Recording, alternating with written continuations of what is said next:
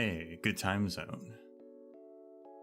And a happy birthday to all of those around the world.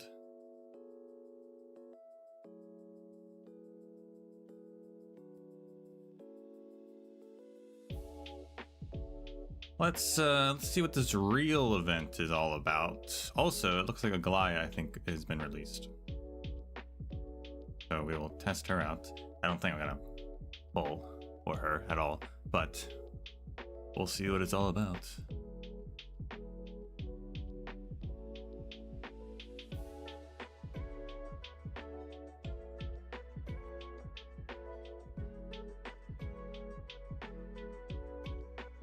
There was a character, I think, who was it? There's someone on rerun. And I'm like, maybe I should. Should I? Should I? I don't remember who it is though. So maybe I shouldn't. It was someone who would potentially be useful.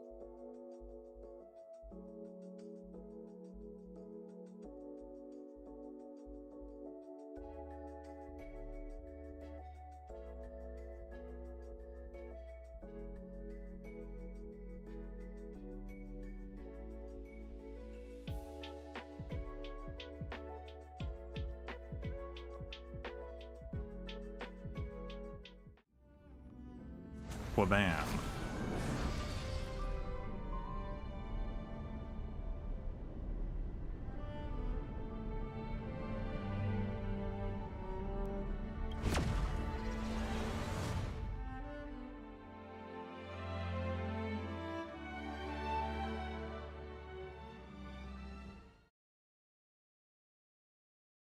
I got to thinking. I wonder if the Dawn device gives off UV light. It has to, right? It's UV light has important uses.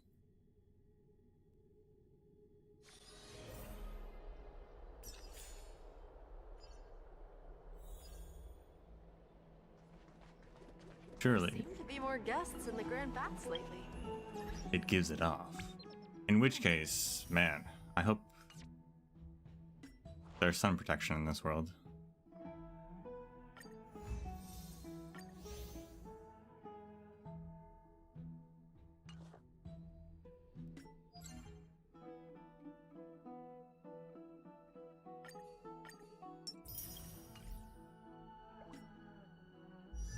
Did I think I finished off.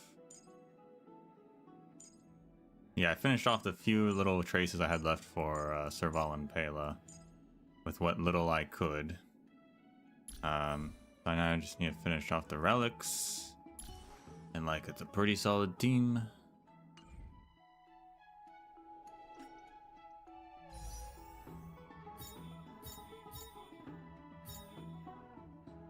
Oh yeah, so it's Robin, whom is recommended for a Herta team, who would replace, I guess, Pela, and I just upgraded Pela, so really I don't really want to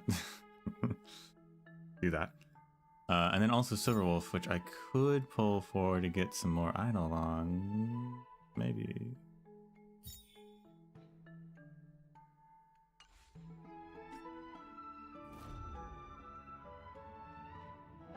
But Aglaya is here. Electricity, remembrance.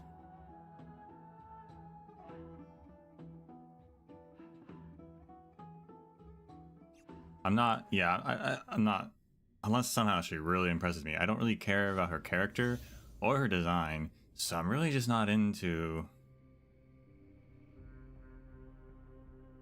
Aglaya at all. Summon a Garment Maker to assist in battle. Can attack simultaneously with Garment Maker. The more attacks are launched, the faster the speed. The faster the speed, the higher the attack.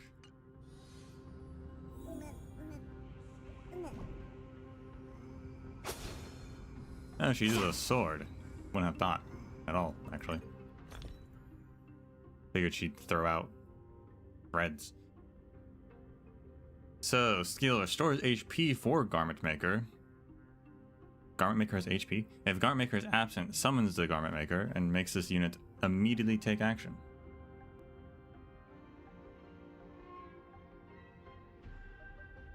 Ultimate summons the Garment Maker as well, enables Aglaia to enter the Supreme stance, immediately takes action, and gains an enhanced basic attack. Talent, while the Garment Maker is on the field, Aglaia's attack inflicts the target with the Seam Stitch state. After attacking enemies in the Seam Stitch state, deals minor damage.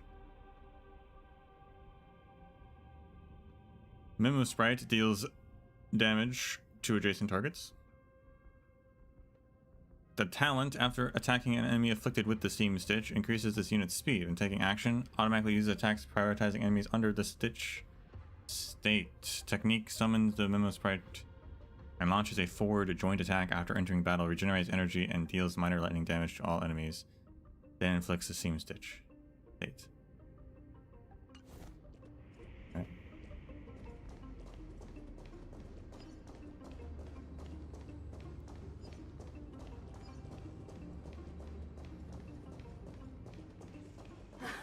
In tight contact.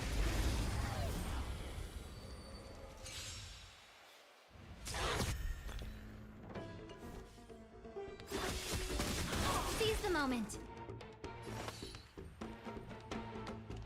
Oh, the Garment Maker, the Memo Sprites, yeah, okay, so they do have, Memo Sprites are at least, I don't know if Mem is like this. We were supposed to attack yesterday. If Mem had HP, but the Garment Maker, but I assume all of them do. So they have HP and they are a targetable character. So really they're a fifth character.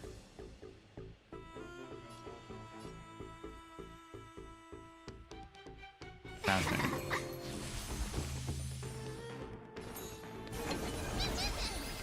Yeah, okay, Mem's got HP. So now our team has 6 characters on it, effectively.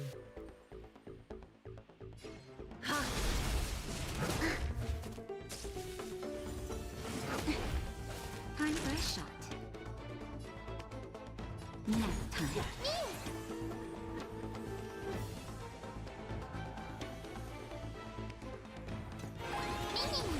Is that fear I sense? Seize the moment. He's like a fencer, which is not what I would have expected at all from her, Aglaia. Fight as one.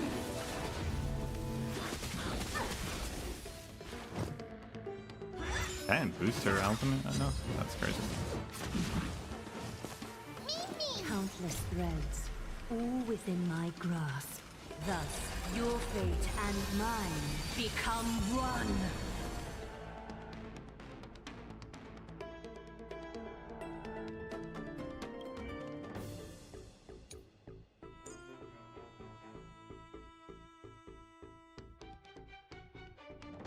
Okay, so but yeah, both of their skills are just healing their Memo Sprite. But they do slightly different. So Aglaia's gives Garment Maker an immediate action. Trailblazer grants Mem 10% charge, which I don't remember what charge does, but yeah, okay. I guess maybe going forward, all the skills will heal. I'm not sure. But can they be healed by other characters as well?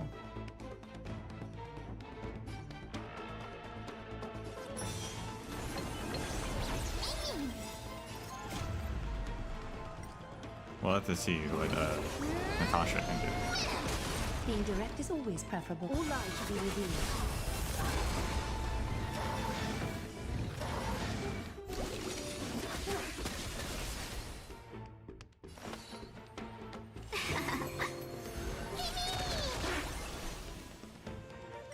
Life, so fragile like a wisp of silk. Can you summon more if they die? Yeah, presumably. The skill just says they summon them, or the ultimate summons them. Doesn't say it's only one time, so. Can she target? Yeah, so healers can also target them, so I don't think every character has to have a skill that heals them in the future. But so far, those two do. Savor the vigor of it. Talk.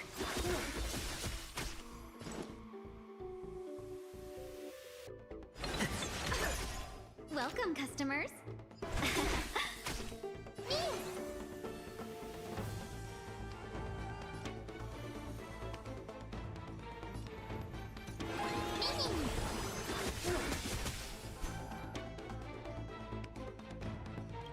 Also, Garment Maker was doing true damage? Does it say that?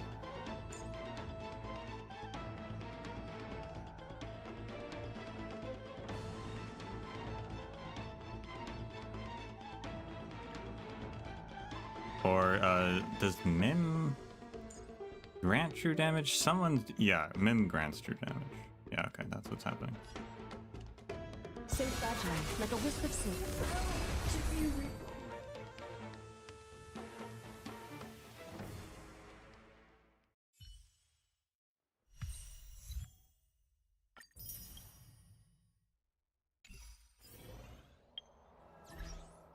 Interesting. Yeah, now that I realize that they're actually, the summons are full on, pretty much full on characters, that's actually pretty interesting. And I am interested in the class, but not Aglaya.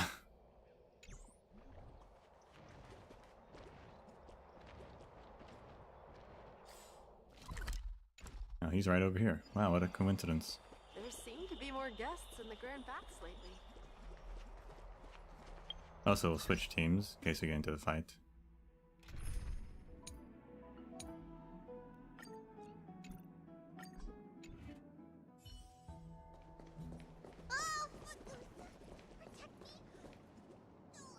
Damionis. Hello, esteemed Outlander. Was that photo of Castrum Crimnos helpful to you? It was. That's good to hear. I've always felt somewhat guilty towards you, so knowing I've been able to help ease my mind.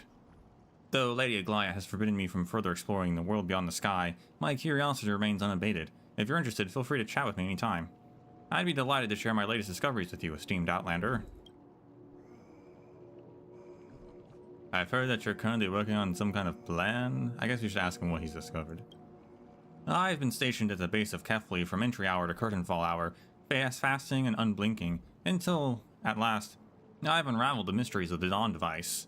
That is, the light emitted from the Dawn device is not constant. When observed through the highest precision lenses, one can detect extreme subtle fluctuations in brightness. Although these changes are not readily apparent, they are indeed real and measurable. Yeah, I've read books. This indicates that the traditional method of timekeeping is utterly unsuitable for modern Akama.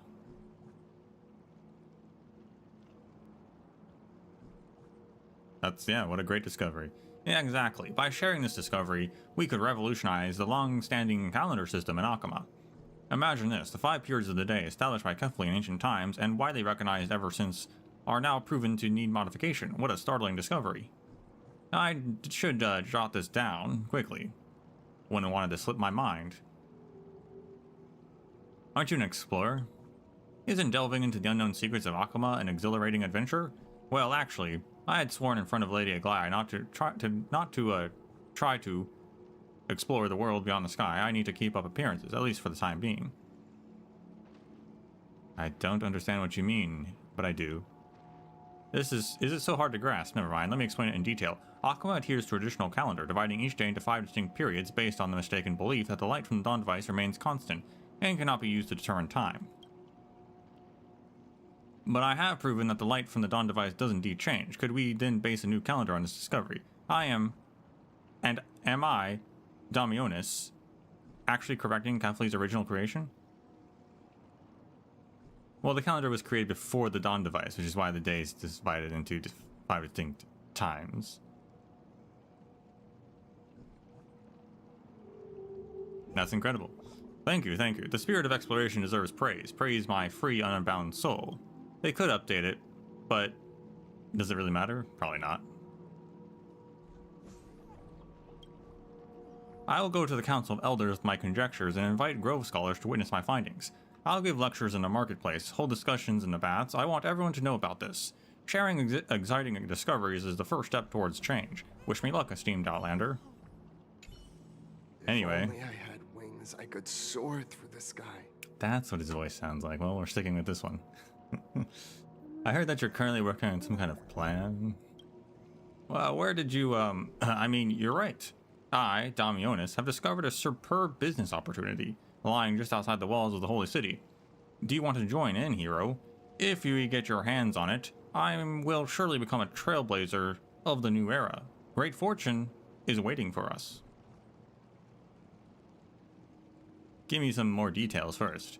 I hear you're from a world beyond the sky, so you might not know this, but the Holy City used to span across far greater lands than what you see now. I didn't know that, but I mean, if you look at the background, there are a lot of other buildings scattered around.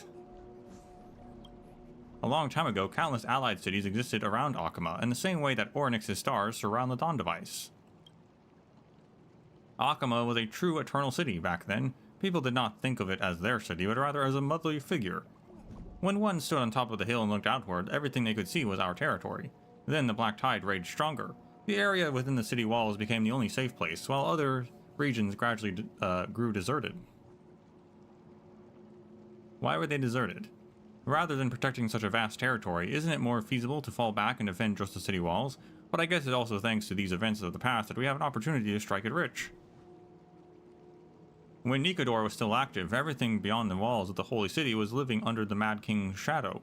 Their giant spear sent some states buried several feet into the ground. We're not going to reach those places for sure. His Titanikins are beginning to die down now that you defeated the Mad King, making this the perfect time to go on an adventure. The ancient cities may be in utter ruin by now, but I'm sure some parts of them are managed to remain as they were, say, places that have been buried underground. I found an underground palace beneath an ancient hypogeum around here a while ago. Just dig up those treasures and you can stay however long you want in the Holy City. Heck, you can even buy whatever you want here. Yeah, what is a hypogeum? A massive underground building complex that was likely used as a vault to store valuable items, and safeguarded with defense mechanisms that might still be functional. In any case, our plan is simple. I'll lead the way, and you can sort out whatever mechanisms that remain.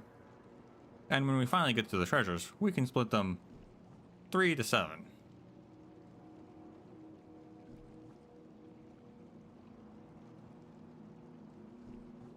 Why am I only getting 70%? Huh? I'm getting 70%. 30 is yours. You have a chance to reconsider. Oh, alright, I'll admit that we can't do this without you, but the same goes for me. Let's both compromise and agree on an equal split. No. I'll just live with a 7-3 split. This is final. No more negotiation on how we're splitting the loot. I already have an ideal route to go around the city walls. Let's set off now. Alright. This is the map I drew of the hypogeum. All the rooms have been marked on it. It is said that the hypogeum goes very deep, but we'll start exploring from the shallower levels. As this is your first time delving down below, you were best follow after me. Enter the hypogeum. Once everything is prepared, let's start on exploration. What kind of game is this? I'm not sure. Are we going somewhere, actually?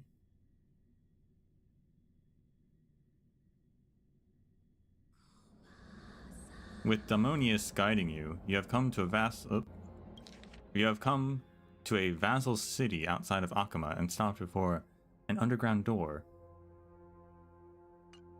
We're here. Based on my previous scouting of the area, this should be the way into the hypogeum. Yanis's power supposedly protected this city, or, this place. It used to be a shelter used to resist the Black Tide, but years later...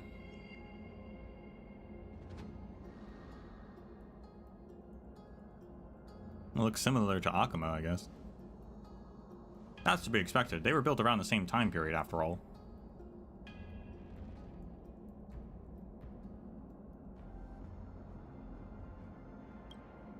It's a pity that people back then ended up abandoning this hypogeum before it could serve its purpose.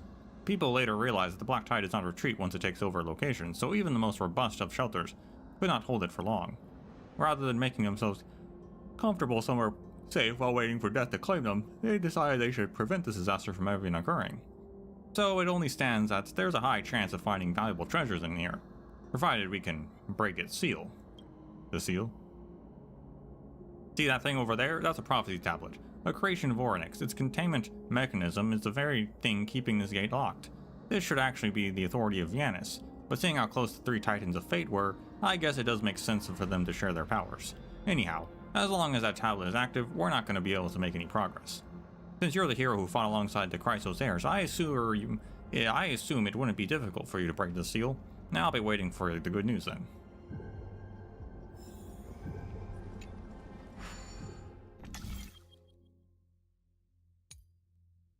Yes. Hold on a second.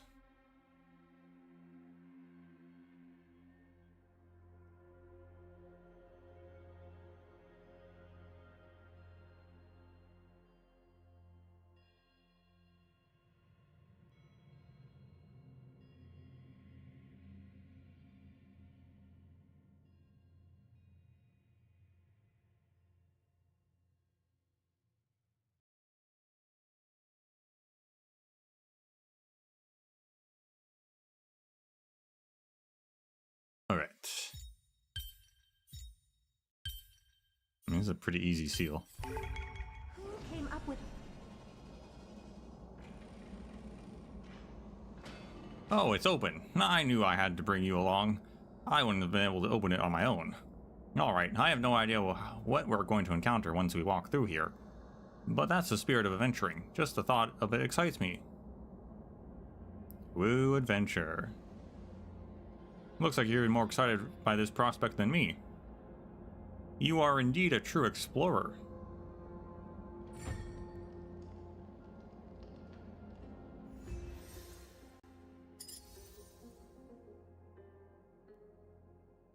Next challenge. So we're not actually walking. I thought I was about to walk and then that popped up. We're quote unquote walking. Okay. This is not a real map.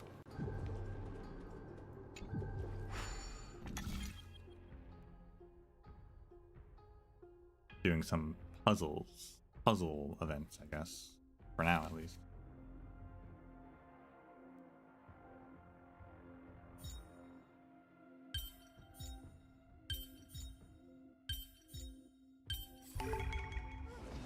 Pretty underwhelming.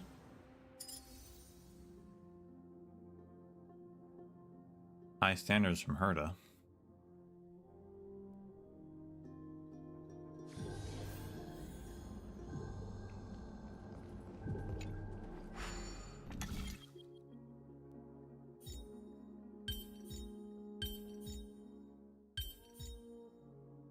Who came up with this? Seriously, go rewrite it. Scathing reviews from Herta.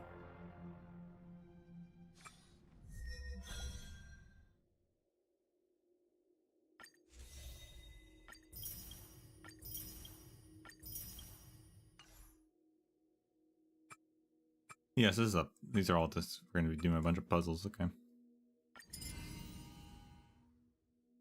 As the previous seal is unlocked, you may continue to explore this underground palace. This, however, is only the beginning.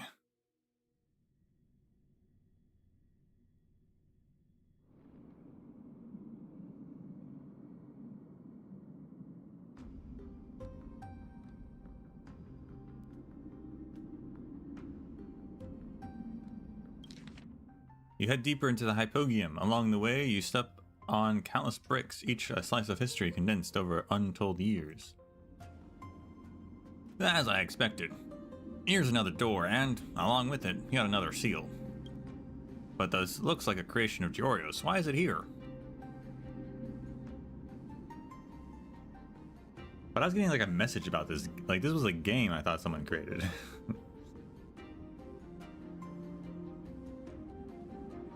Is something wrong? I can only recall that people pray to Georios when they're farming or riding pack beasts. I've never heard of Georios being able to seal off caves before, yet when something involves the whims of Titans, who can really tell? Anyway, you should try to see if you can break the seal. We can still flee if anything goes awry.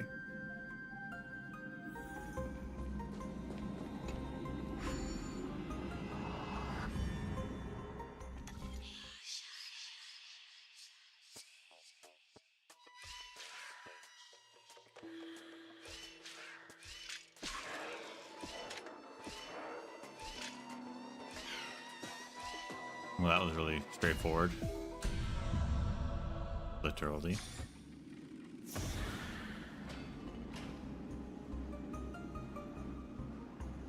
You know, I can't believe you succeeded again, because this place isn't as well defended as I had imagined. Let's continue onwards. Hopefully there will still be some items in this place of value. Enough for us to bring back.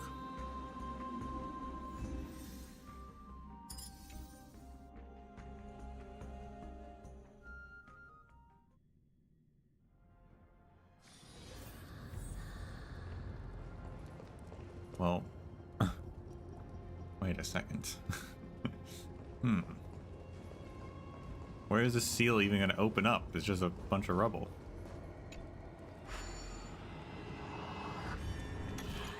You could have had it facing the other direction, I guess.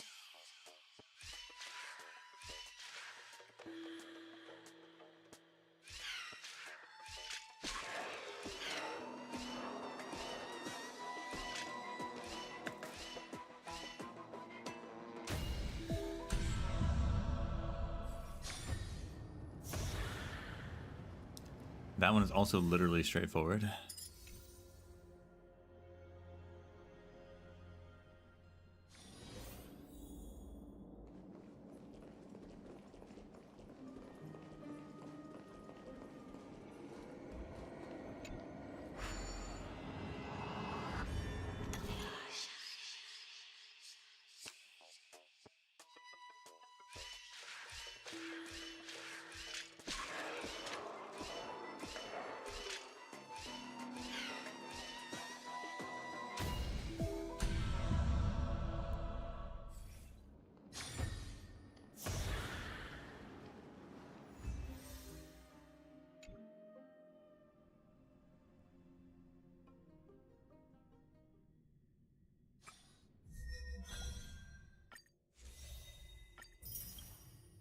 I wonder if the deep ones are harder.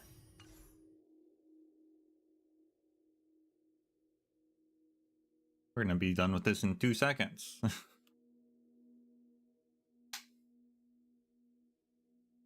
Hand of Zagreus. Pushing onwards, you find the moisture in the air congealing around your ears.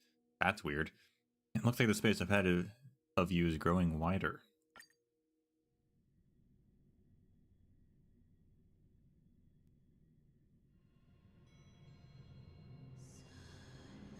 You progress even further into the depths of the hypogeum, and the winds that have continued to blow for thousands of years whistling past your ears. Oh, it's really spacious here. In fact, it's comparable to the size of the Holy City as it is nowadays. Also, are we sure we're outside? Or inside, underground? Because it looks like we're outside. I can't believe such a place could be located within a tiny ancillary town. The architectural craftsmanship of those days was truly advanced. They must have been quite wealthy. Of course. Even as far back as the Chrysos War period, Akma has always been the undisputed eternal city. Let's set this discussion aside for now. Do you see these complicated paths? It seems that progressing on won't be easy a task as before. That was not there 2 seconds ago. The door here is sealed, just like all the other rooms, and yet there's a silver lining. Look over here. It's a hand of Zagreus. According to legend, the object was created by Zagreus, although it can grab heavy objects. Only people of sufficient talent can control it. There are so many gold coins here. This must be related to the stealing test. I guess we just need to steal enough coins for the seal to unlock. I don't have the kind of talent to activate that thing. You want to give it a try?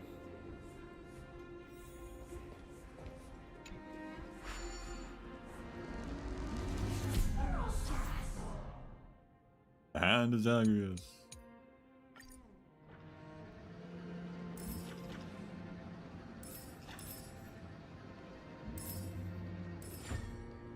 The door is open. Does this count as clearing the trial? With the seal dispelled, the path to the deeper hypogeum opened once more. Although this is not the first time I've seen this item, I'm still curious about one thing. Can such an enormous hand really be used for theft? Any infiltration can be considered flawless if there's no one around to witness it. Shouldn't breaking open the main entrance of a bank be considered a form of robbery? I guess it's flawless if there's no one around. Indeed. If so, I guess breaking open the entrance to a bank by force could be also viewed as a form of theft. That's not what I said, though. Zagreus is a terrifying titan indeed. Well, it looks like the atmosphere has livened up quite a bit. Let's press on, then.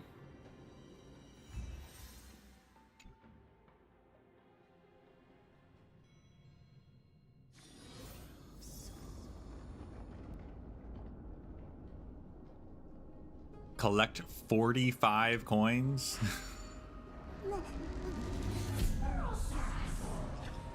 My goodness.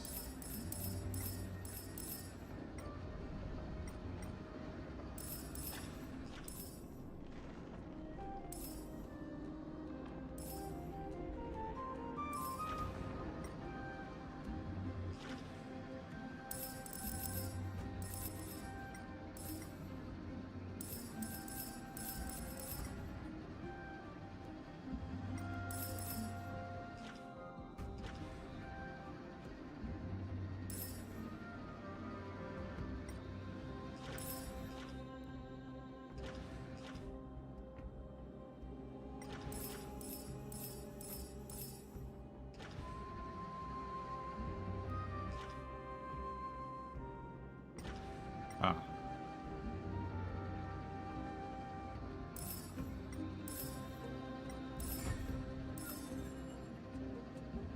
What if we collected all of the coins?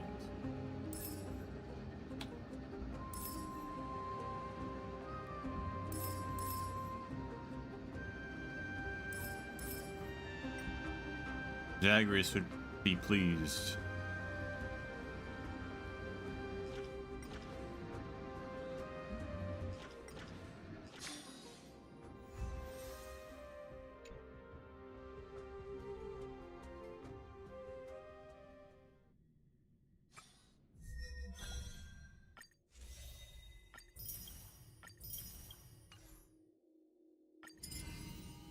The final stop awaits just ahead. You'll be able to reach the place where the treasures are stored, right?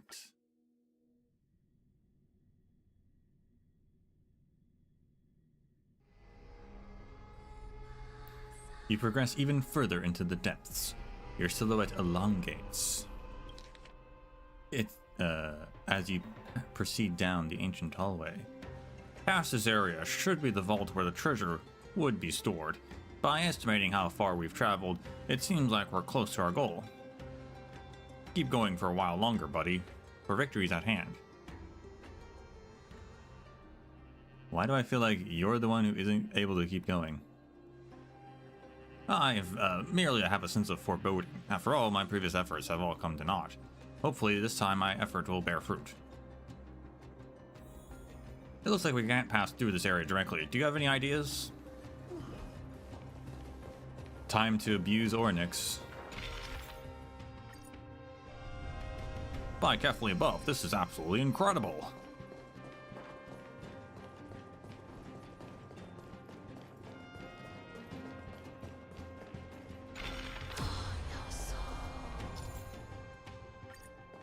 I like how they give you tutorials through all this.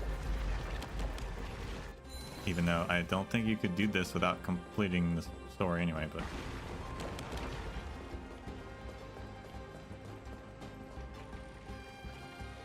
Although the door's open, you don't proceed onward without hesitation like you did before. Because there are more and more doors behind this door. By carefully above, is there no end to this? If we wish to explore all of them, it'll take us more than 3 lifetimes to do so.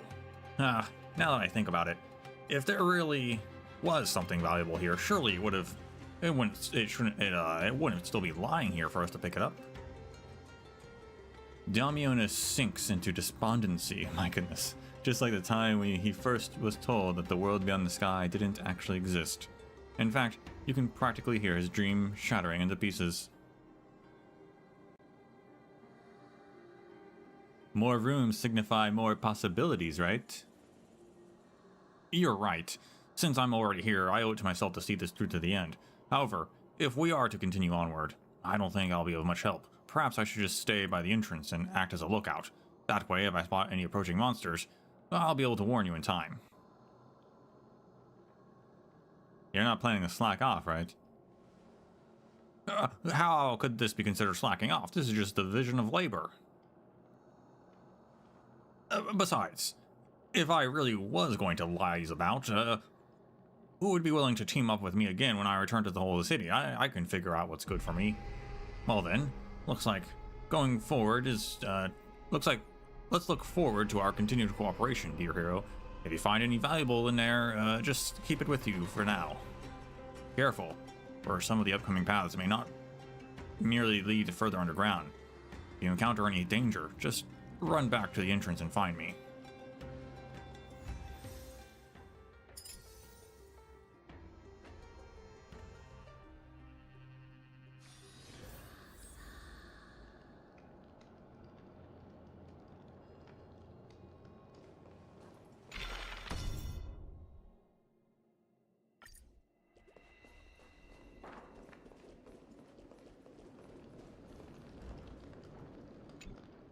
Engage the orb.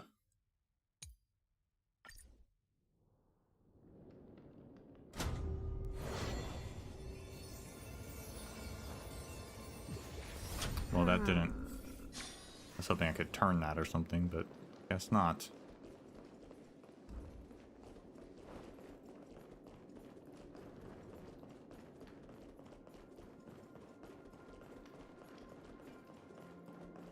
Oh, I guess it wants us to turn it on and then we turn off the other thing. That makes sense.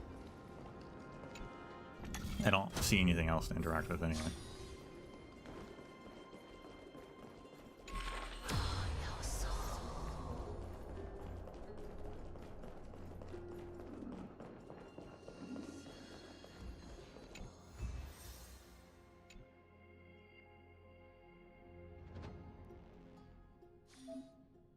The path to the deeper hypogeum is open. I've also updated our map. Take care, the seals in these rooms are much stronger than outside. Yeah, we'll see about that. Can already select a character. Yeah, I'll choose the Knifen.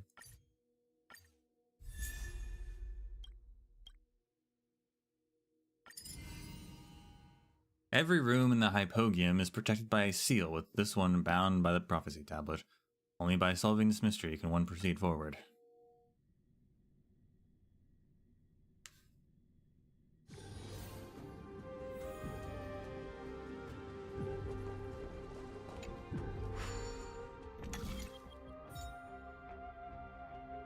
Didn't I do this one before? Seems familiar.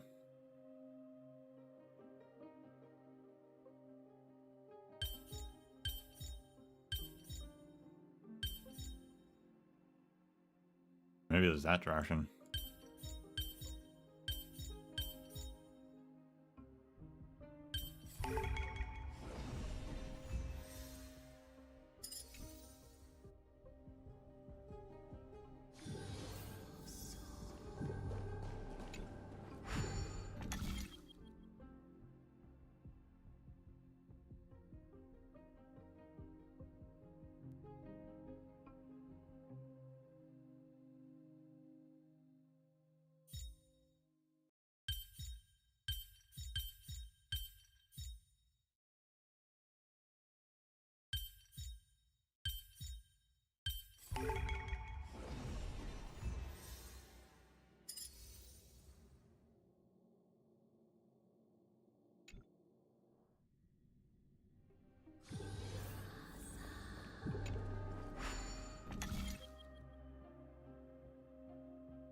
Oh, that's an interesting shape.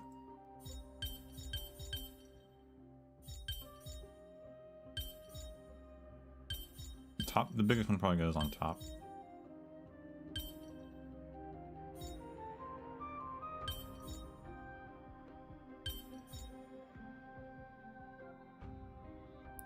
Oh, it's rotated.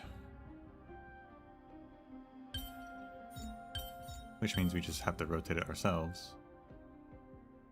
It should then work. There we go. Pretty underwhelming.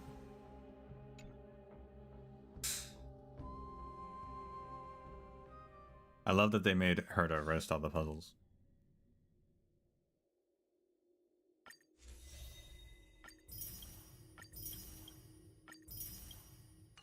She's a genius after all.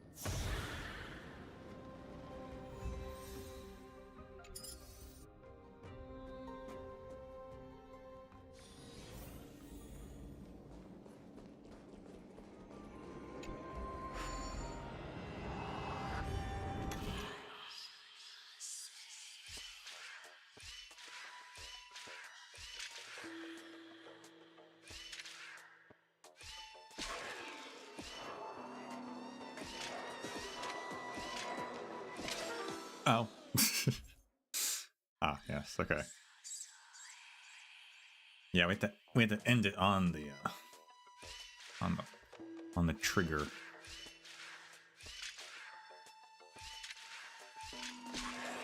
There we go.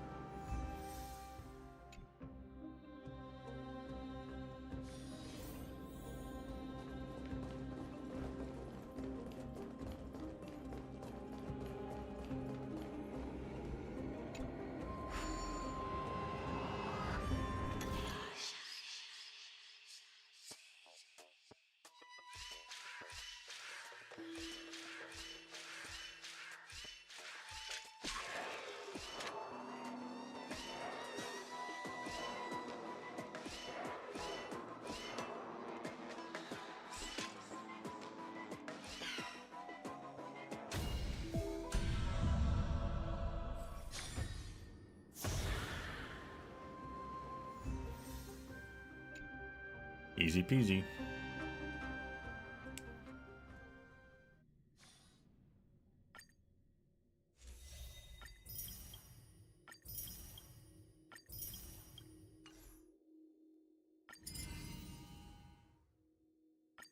And this one's just collecting coins. I'm not really sure how they make this difficult. More just time consuming. Filler.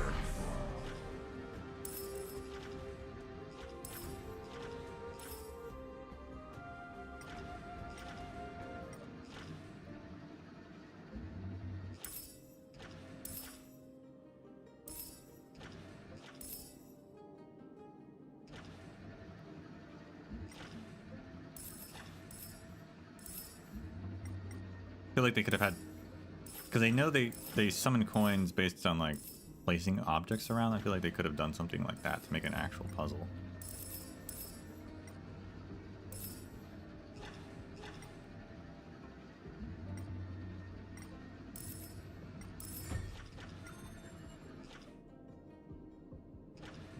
Challenge complete. But what if we got all the coins? Like, what if there was a secret achievement for collecting all the coins?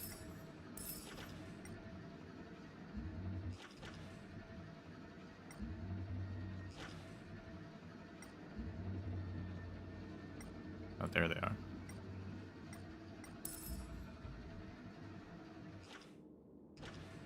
Just to be sure.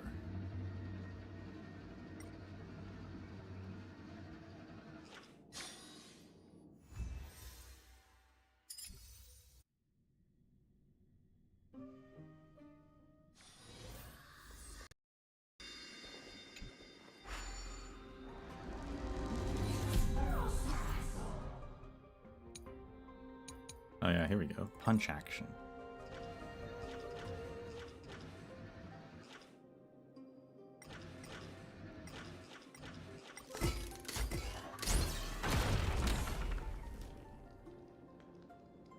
Oh my goodness.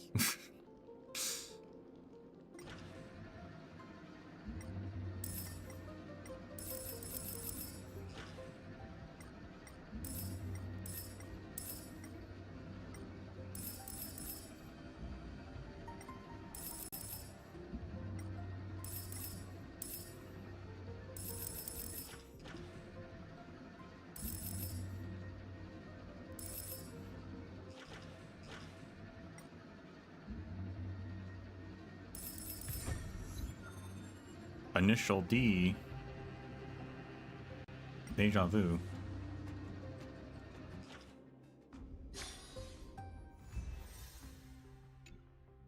Was that a secret achievement? Or is that a free achievement?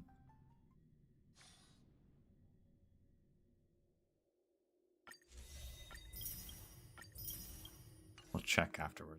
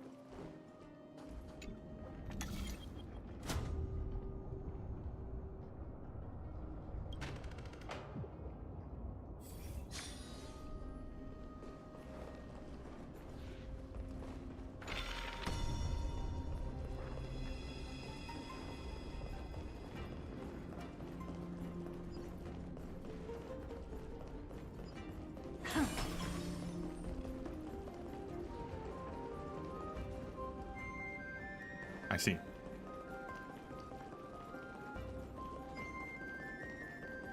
One extra step we have to do. Oh, I like that it makes a circle through it. That's fun.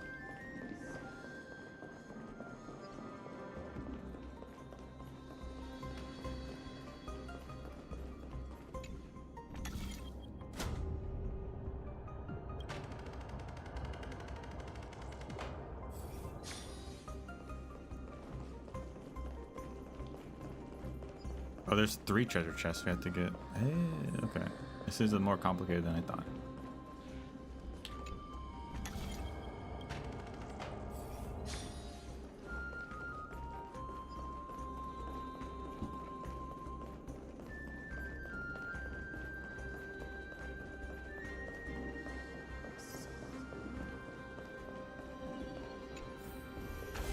This thing?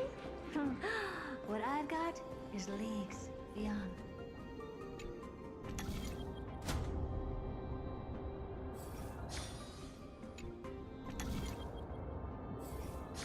Can't move that around, so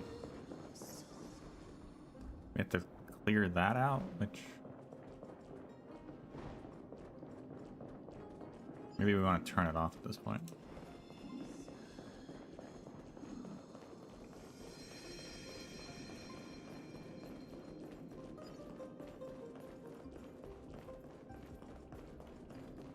Also, I guess there's a treasure chest over here.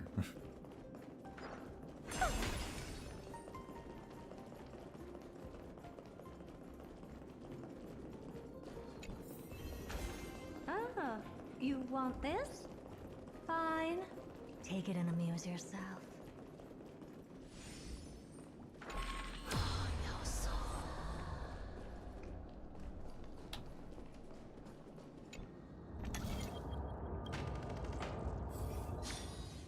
Oh.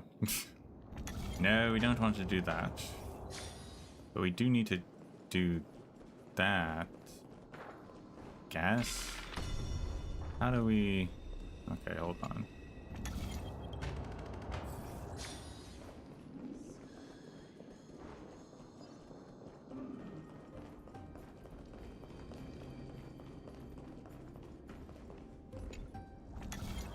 This one clicks over here, though. Oh, is that as simple as that? Okay.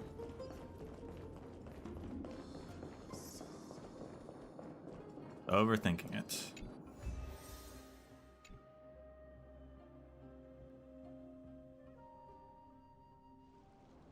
As the final seal is broken, the initial chaotic paths merge into one, revealing a shortcut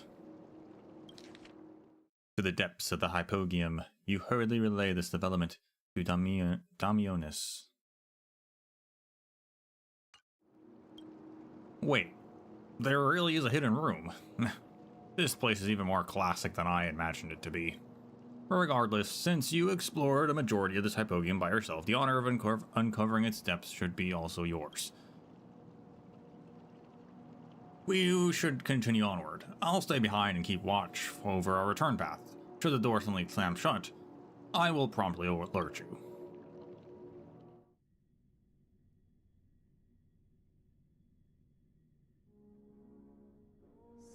You follow the shortcut as it extends towards a room at the far end of the hypogeum. Examine the exquisite chest. Lines of text are engraved upon the surface of the chest. Although the chest has suffered significant wear and tear, the inscribed words are still legible. To the person who manages to reach this place, the fact that you're here means that either the seals outside are no longer active, or that you broke the seals yourself. Therefore, you are either very lucky or extremely intelligent. The threat of the Black Tide grows ever stronger. We are forced to take as many of our belongings as possible and seek the holy city's embrace. No longer shall we live independently as Sabanians. Yet, I am still hopeful that people will still remember the name of our native home, as well as the events that have transpired here. This is why I have left a tiny portion of my memories here. Perhaps someday people will return to my birthplace once more, and newborn children will learn all about us, and we weep before this, inscribed slate. Alas, I will not be around to witness such a scene.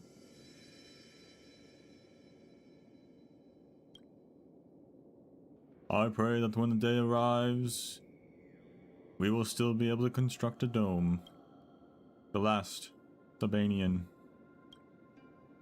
When you open the chest, you find some ancient items inside, as well as a text-inscribed stone slab that's covered in a layer of dust. These items form the final legacy that was left behind by the Sabanians.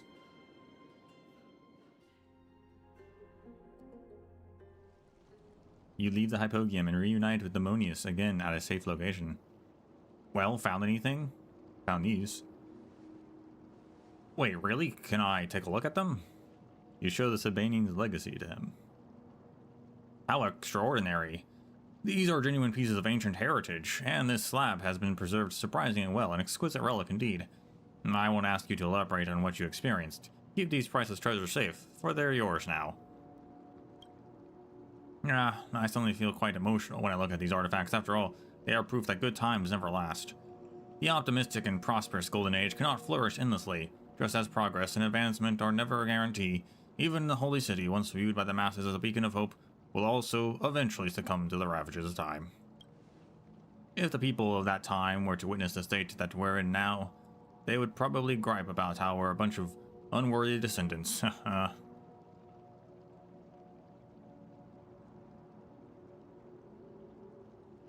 Living's the best. Long live life. Yes, at least we're still alive. That is an accomplishment in and of itself. I hope that before the black tide descends upon us, there is still opportunity for me to journey to the world beyond the sky. Anyway, you should take a look.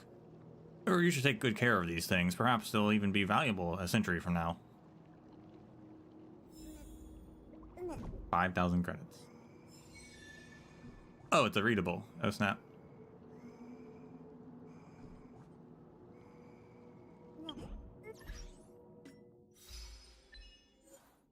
Initial D. Crash into a wall no more than 3 times while in the hand of Zagreus chamber for a Hypogeum Enigma event. I don't feel like I crashed into any walls, but okay.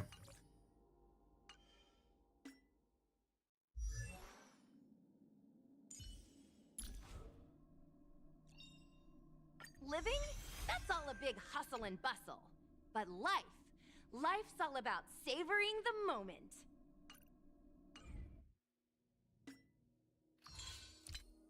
Well, that was a quick event as well.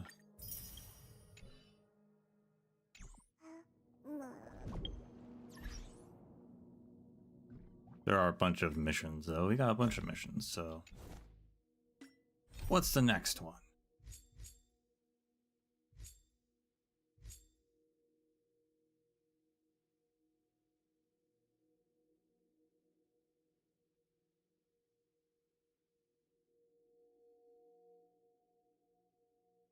This one has a big rewards. I think it's a big one.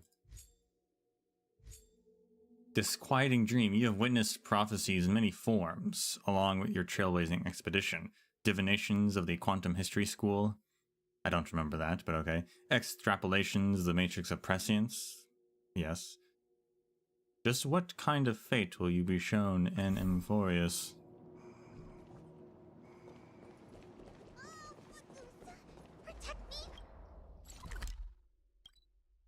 Oh, so there's a quest there. I was once in Arcadia.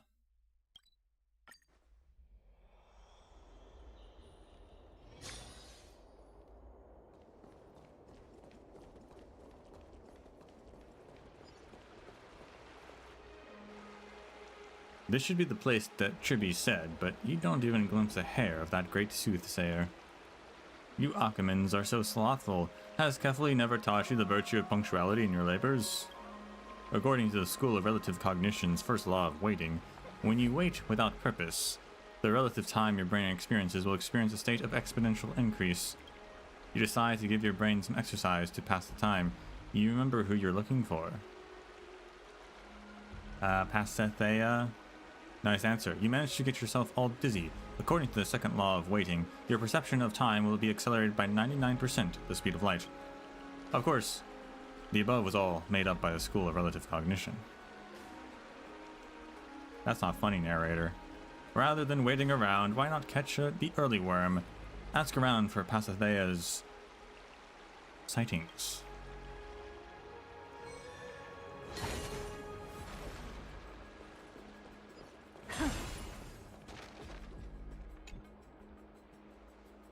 Hello, Outlander friend. I see you've been waiting long. You must be seeking a prophecy from the Oracle Dream Mother. Do you know where she has gone? Don't panic. Please allow us a fragment of your time to introduce Pasatea, our prophet. No one knows of her past. She emerged from the ruins of Yonisopolis, leading refugees across the Black Tide. She foresaw the trials of the future in her dreams, and handpicked those summoned by destiny, bestowing prophecies upon them to guide the lost through the fog. We even once suspected her to be one of the Chrysos heirs because of her blind eyes, either that or one of the Ornyx's kin. Stop ruining the sci-fi theme of this story.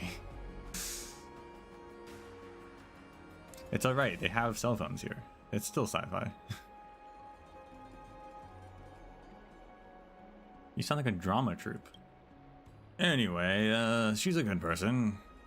If she didn't remind me to return home earlier, my daughter would have been summoned to Thanatos' kingdom by the fire. She even had an old person go to Akuma city gates on the first day of the month of cultivation. There, he found 2 brothers he thought lost during the war. Have you even seen her before? Nope. Alright.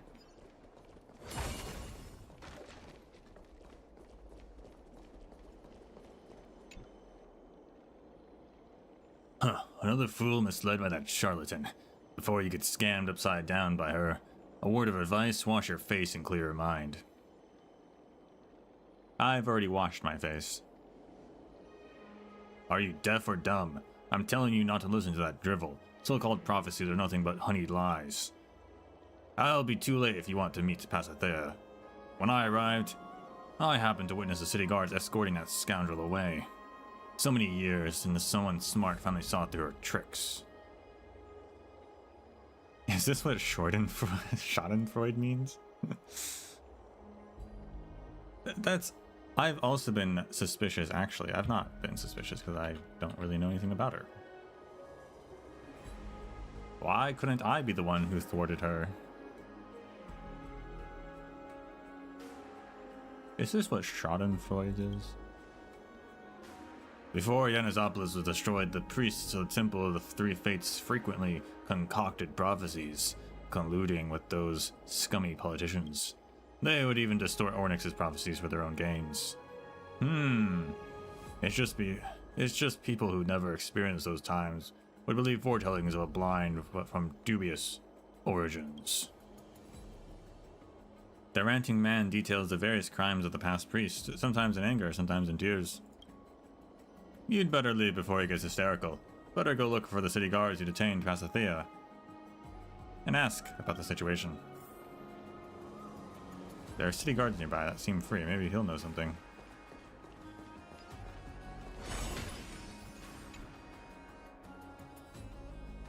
Isn't that Lady Aglaya's guest? What matter of business do you have here? I'm looking for Pasithea. If you're looking for Lady Pasithea, she's left. Judging by her troubled look, it's likely caused by that dream. It's also our fault, as we often trouble her to assist us for our work. Yet we can hardly help her when it comes to her work. Yanisopolis' ghost. It would be great if we can catch it. I'm familiar. Are we ghost busting?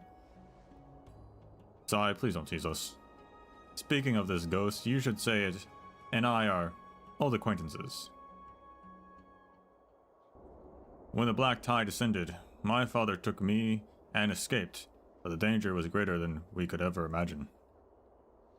The people with us disappeared one by one in the darkness. Hunger and fear gradually turned into despair, but then Ornyx's Titankin appeared in front of us. It said, within the dilapidated Temple of the Three Fates, there's a prophet named Pasithea waiting for us. She will bring forth a prophecy from the Fate Titans leading us to Akuma. Whatever happened next was exactly what the Titankin said. We found her among the ruins, and she saved us with her prophecy. This ghostly person seems quite nice. A ton of the story has shifted. Isn't this a really positive vibe? Well, the ghostly person seems nice. If things just ended there, it would have been fine, but since then, Pasithea often hears its voice in her dreams, year after year. It's like a ghost haunting her. We've tried returning to the Abyss of Fate, looking for the Titankin, but it's all in vain. There may be another hidden reason. After arriving at Akuma, Lady Pasithea quickly integrated herself. She offers her help to those chosen by the destiny and routinely bestows her prophecies on us, just like today. Citizens that were attacked by monsters, lost refugees, so far, many have been saved by her prophecies. Even those who slander her and call her a liar because they weren't chosen, she just laughs it off. If only I can share some of her burdens. Let's stop the chit-chat here.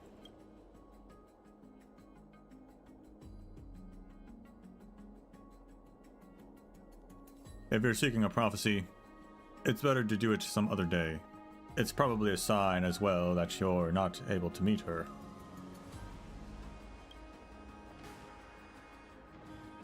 According to the city guard, Destiny has already decided you will not meet Pasithea. Yeah, well, I don't believe in destiny. You can choose a more unconventional method, for example, letting a fellow companion delve into your memories. I guess that's one way to do it.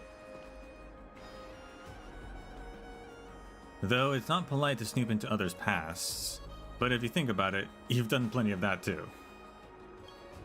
Besides, if you want to locate Pasithea, this is the only way left. I will special summon Mim to the battlefield. I don't know why, but I can't help but feel resentful. I've heard most of the details. Since you asked me with such sincerity, I shall help you mercifully. Mim has a serious expression, with a gaze that seems to penetrate into the past, but from your perspective, it looks just like it's floating about. Phew, what a sad expression. What's in her hand? A diary? Do I need to take a look at what's written inside?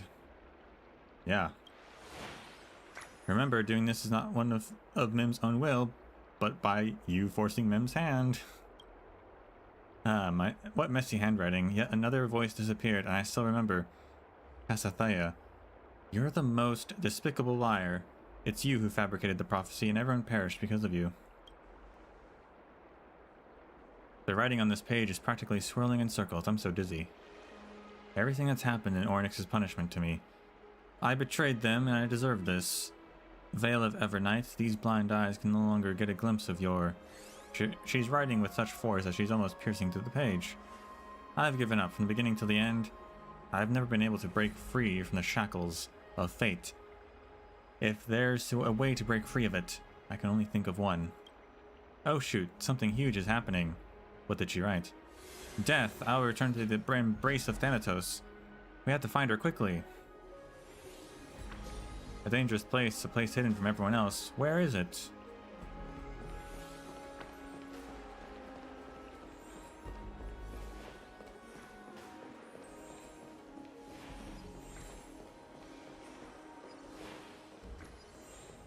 What? What are you doing, Mem?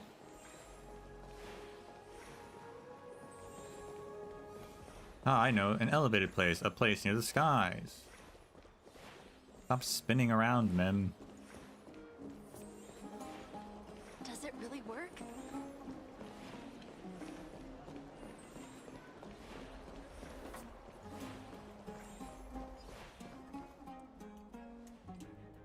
You made it. Panting heavily, you stop in front of Pasithea. With only one thought echoing in your blank mind. Let me catch my breath.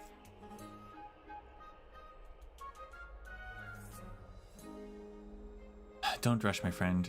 I'm not Amnestia's butterfly. I will not flit away before your eyes. Before you start, let me guess your identity. You're the honored guest of the Chrysos heirs, who is causing such a commotion at Akama just a few days back, right? Your foresight's amazing. I remember every voice in the city. Naturally, I can differentiate from the new voices. That was a close one. Trailblazer, oh Trailblazer, have you forgotten the important mission you carry? Your brain runs at full capacity, thinking of ways to stop her from jumping down. The weather's great today. As you said, although I'm unable to get a glimpse of the dawn device that Kefli is carrying, the warmth of the light still brings me joy. Life's pretty good. Yes, even if the Evernight covers my eyes, I can still hear its murmurs from here, even if Ornyx is afar. When I sleep at night, I kick away my blanket. Really, this is not a good habit. May Ornyx bestow this blessing upon you and bless you with a blissful sleep. Pasithea wears a serene smile on her face, but you knew it was a sign of numbness.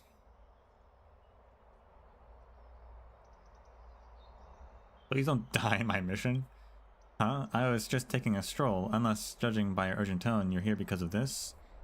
But I don't think I've done anything for anyone to misunderstand. I heard you dream of ghosts.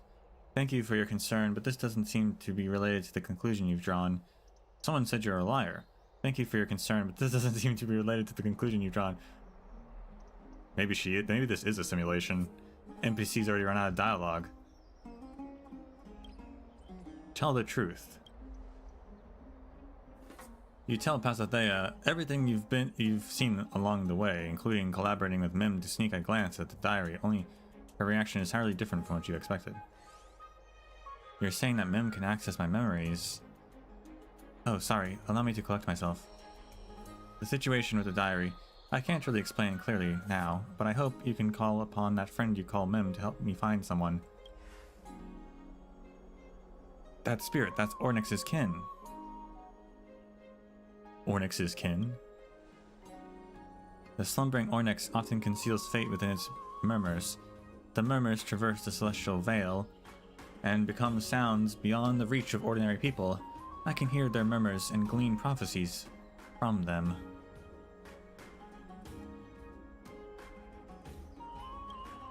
Yet for many years, my dreams have always been plagued with another noise. Although it's very muffled, the two words are clearer than anything else. Pasithea, liar.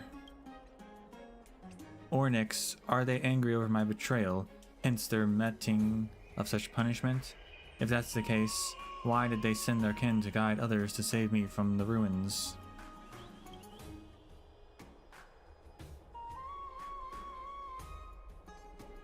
What is destiny?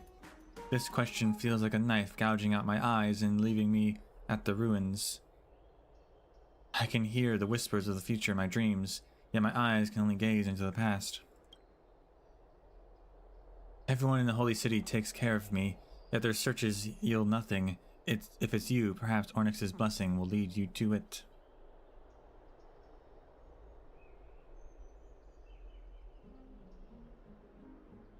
I am pretty OP. Ornyx's dream murmurs not only hold the fate of the future, but also memories of the past. Alright, I will admit Mim's smug smile there is cute. As long as you can bring me the echoes from beyond the sky left behind at the abyss of fate, I will be able to find traces of its whereabouts and hear the truth from its mouth.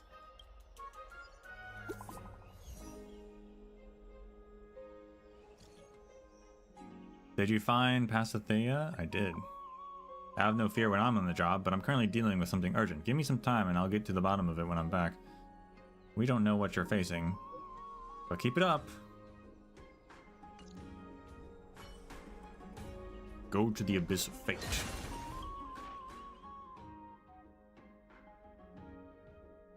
See. How do I...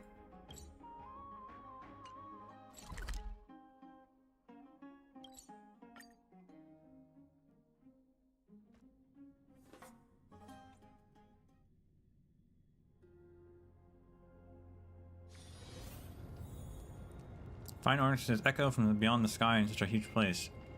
It feels a little vague. It's decided. Let's make do and use Ornyx's prophecy tablet.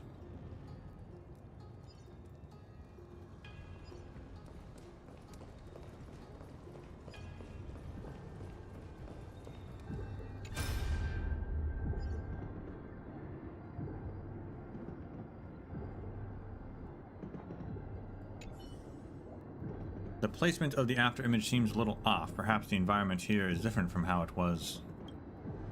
Great Holy Maiden, you are here to collect volcanic glass again? Indeed, there's a constant need for it in the city at the moment.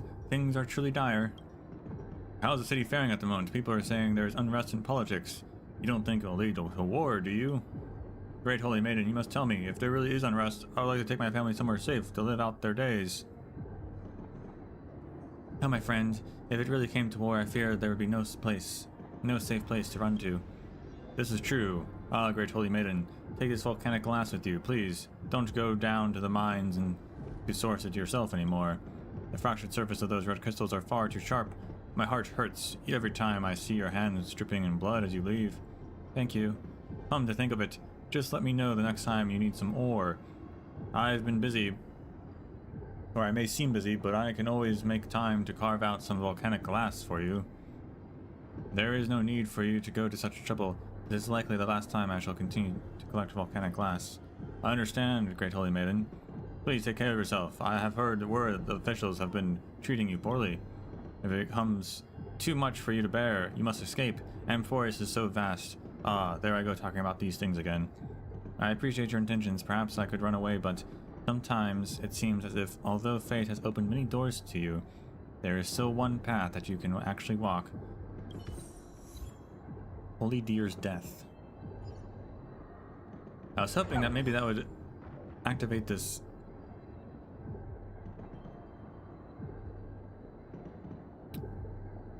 prophecy tablet, but it didn't. Glimpse all fragments in Neonopolis. That's...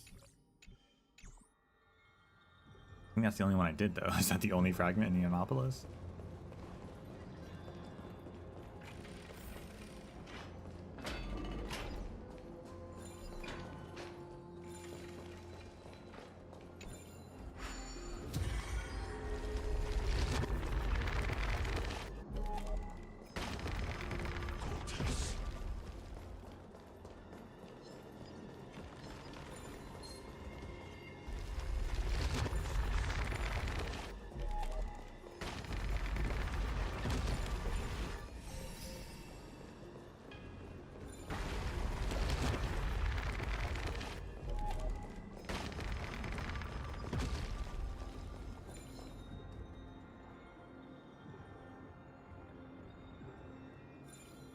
You know what? We're here, so I'll do this. But I think I just thought of a way to get that prophecy tablet to work. Because I just realized that these like threads lead to like the reward for the tablet, and that one tablet's thread I think goes under the rubble. And I was wondering why we have this booster to the time, the rewind time thing. So maybe we can like rewind the rubble with the booster active. I don't think I tried that. Take a look. This is pure genius in action. But I think we have to clear that rubble somehow. I'm not sure. Pretty good crowd today. Keep up! You can fight it, or rock with it! That's all you got?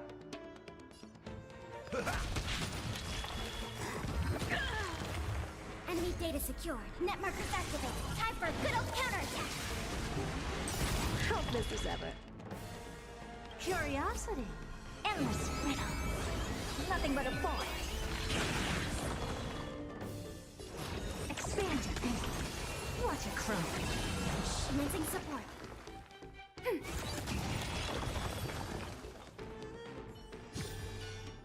Amazing. But then again, it's me we're talking about.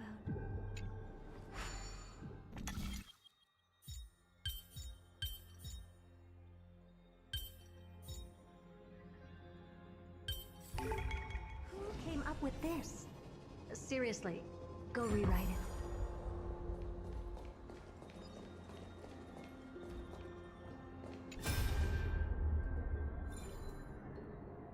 Three memories in one. Wow.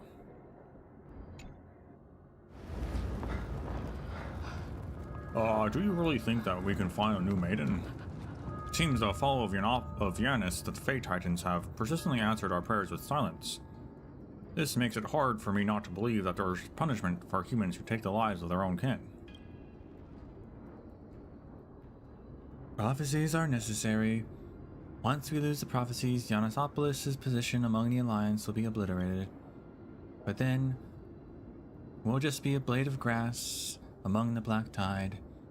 Merely trophies for the Nikador's Legion, mounted on their shields and spears.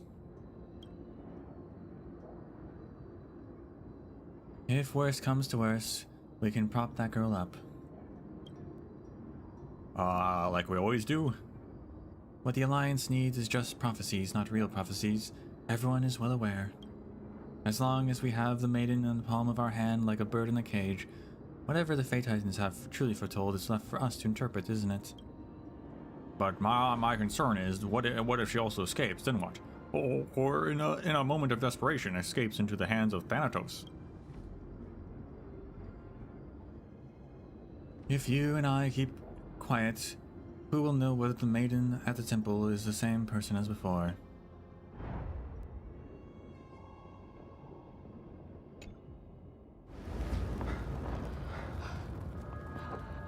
Just a while ago, I met your husband, the warrior. You always return victorious, but now even poverty shrouds a hero's family alongside Zagreus' mockery.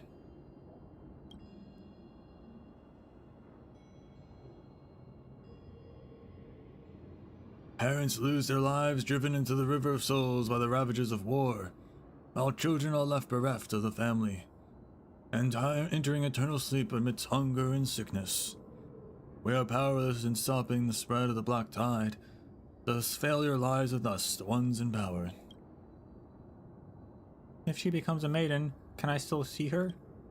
The dust of the secular world will taint the maiden's purity. The infamy that stained the previous maiden was all thanks to her mother, who deluded her into stealing away Yanis's core flame. That led to the present downfall of Yanisopolis. Oh snap.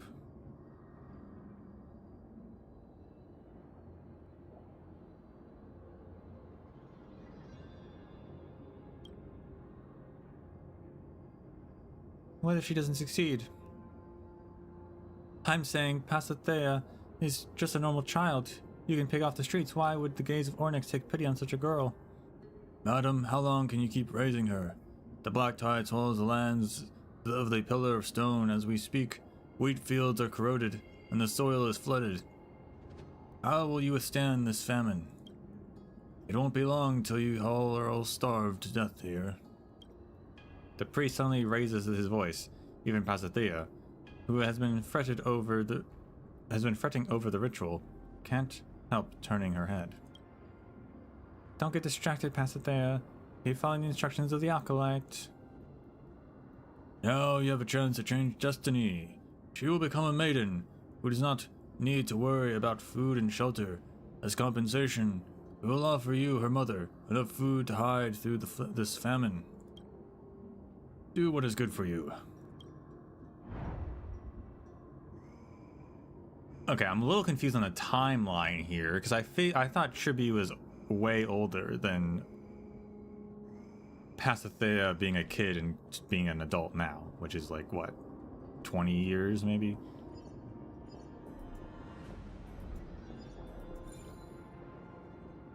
But that implied that Chibi was the prophet before Pasithea, and then she was kicked out when she took Yanis's core flame, which implies that not everyone was at least at one point chill with the idea of killing the Titans, which makes sense. Although when she showed up to Yanisopolis at the beginning of this arc, and said like, "Oh, I'm Triby," and everyone was like, "Oh my gosh, it's Triby. Yay, we're saved." So, I mean, I guess some people were still liked her, but if it wasn't that long ago, that seems kind of weird, because I thought it was implied in other cases that Triby was, and Aglaya as well, being demigods, that they have been around for a while now.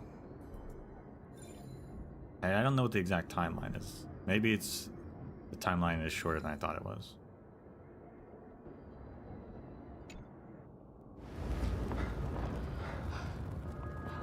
Close your eyes and cast your soul into the Evernight Vale. Among the starry night, Ornyx, the wheel of time and destiny, shall grind your pure soul. Uncle, if the wheel rolls over me, will I break just like my father? If I break, I'll go to Thanatos. Does that mean I'll never be able to see Ornyx? It's just a chant. Be quiet and do as I say. Okay, Uncle. I'm afraid of pain. Can you get Ornyx to be faster? I'm afraid. The girl's waifish body quivers beneath the acolyte's gaze. She thinks of saying something, but she is still worried Ornyx might accidentally break her. A growl escapes her hungry stomach, swiftly cutting off the blasphemous thoughts. Sorry. Now take out the ceremonial herbs and don't put your hands in your mouth. You'll get poisoned. Do you still remember what I taught you? What's the next step to the tripartite ritual? Recite the Gate of Affinity, Talenton's praise. Nonsense, it's Yanis. Echoes from the sky, beyond the sky, so this is how it feels. Let's go to where the next prophecy tablet.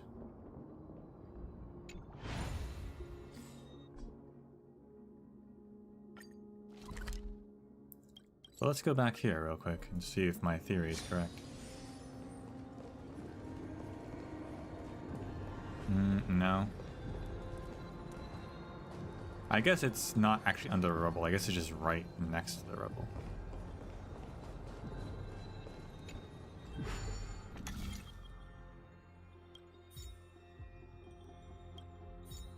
Yeah, okay, well.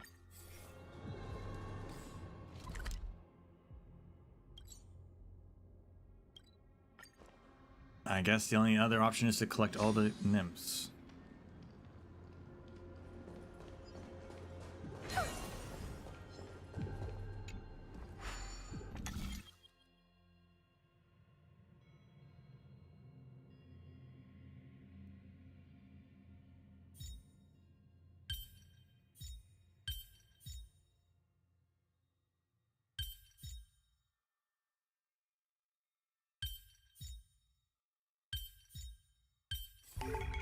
Who came up with this? Seriously, go rewrite it. People really care about prophecies. Let's continue forward.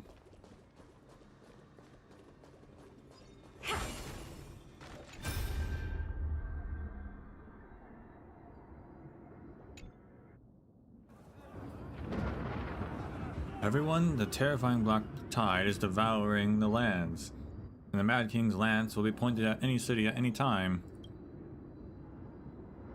Even right now, the shadow of misfortune attempts to drag us towards annihilation. Listen to what is said to you. It is said that Ornyx refused to bestow a prophecy, and that the Titans never loved their subjects. Would you have succumbed to its trickery? Capture it! Flagellate it! Damnable liar, lapdog of Zagreus! O priest, may Ornyx not castigate those kind souls deceived by trickery. Naturally, destiny will protect us. Ornyx's prophecy has been bestowed. From the words of the Titans. From untwistable and unwavering destiny, we will eventually triumph over death and strife. May the gods' gazes shine radiant over our glorious advance. Does everyone hear clear? Destiny, grand destiny will protect us. Praise Ornyx, praise Ornyx.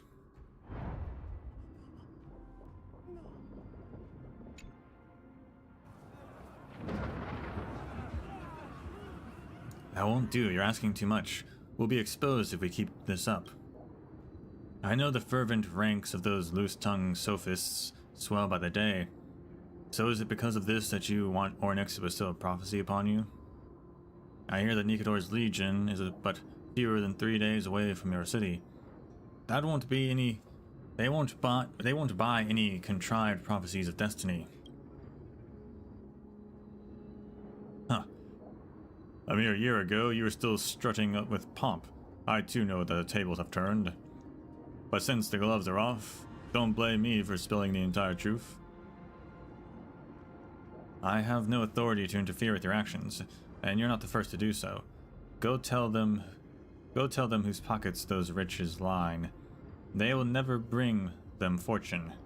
Go tell them the Titans won't protect them, and the black tide will inevitably surge across the lands. Even if Ornyx remains silent, I will foretell your future. They will kill you. They will not believe. We'll see. One day the scales of justice will exact equal retribution upon each and every one of us. I hope so too, but Talenton is gone.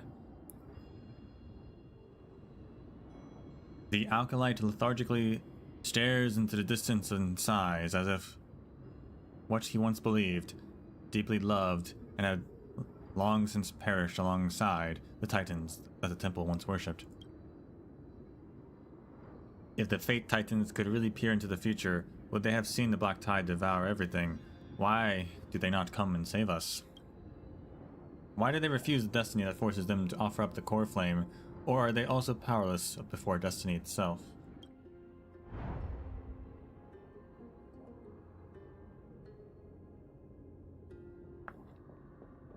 That's something to think about as well. Once again, who gave this prophecy? It wasn't the Fate Titans.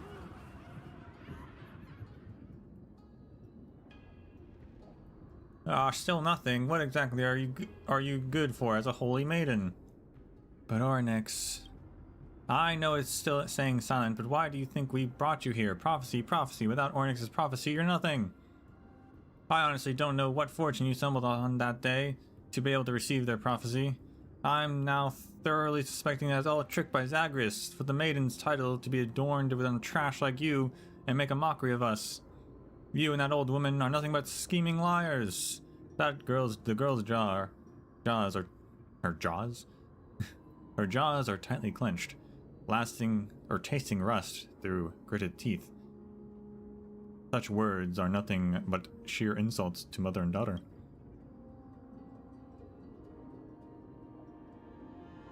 And no matter what you say, you will all say what you need to in order to mislead others. If that's the case, what use am I even as the maiden? You think we don't know that the common folk can't tell the difference between true and false prophecies? Wild prophecies will only invite catastrophe, repeating the mistakes of the Chrysos War. I know that you have always thought us a bunch of liars using prophecies to control the fools outside the temple. But let me tell you, the ones who truly need prophecies are not us but them. If I told them now that the prophecies don't exist, would they even have any hope of surviving the Black Tide? They would barge in and tear us to shreds and wait for Thanatos in despair. That damned destiny, why did it only leave us with this worthless Ornyx? Missing memory and sound are getting clearer. They're right in front. It's hurting my ears, I should be more careful too.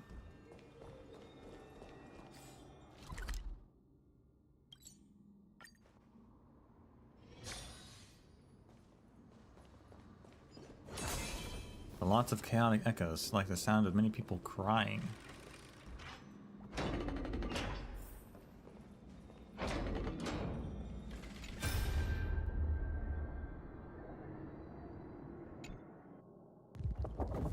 It's getting more unsafe outside these days. The sounds outside the temple have been waning, and our offerings dwindle by the day. Most of these ritual herbs have withered and died. Were they brought from within the Black Tide?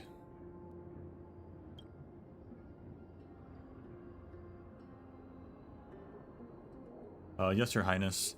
It's said that we lost many good men trying to flee the monsters spawned out of the Black Tide. We couldn't even bring their bodies back home. So there are monsters in the Black Tide. We haven't seen them yet, I guess. But that's what Nikador would have been fighting, I suppose.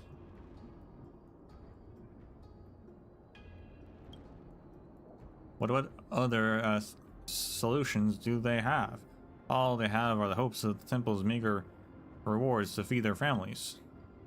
The relatives of the dead, note them down and double their remunerations. This is Ornyx's blessing unto them. I will pay for the portion that exceeds the allotted compensation. Also tell them in the near future the temple will have no need for tribute or herbs. We have little else to reward them with. If they wish to live, tell them to go to the holy city of Akama. My lord, you mean...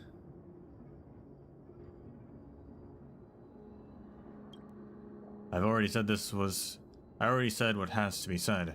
Some things should be left unspoken, as I am sure you understand. Understood. This is absolutely not the destruction preordained by prophecy. Just as we wretched folk are unable to sate the coffers of the titans we serve, and we have merely been deceived by Zagreus and are simply fleeing to Akama. Very well, send the herbs to the maiden. The ritual to Ornyx is about to start. Before I leave, forgive me for asking, can we truly not escape this fate? Can we persuade those stubborn priests to plead for aid from Akama? If the Anopolis is destined to fall, reinforcements will only cause more people to forsake their lives here. My lord, may the gods' gazes shine radiant on our glorious advance.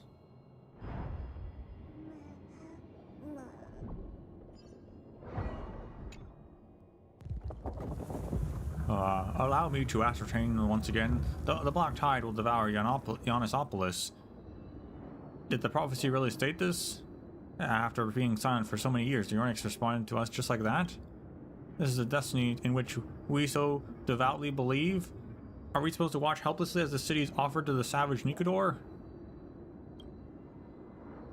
Has Pasithea pled with the three fates once more, proffer the most luxurious of sacrifices to Titan. Mayhaps Ornyx will change their mind.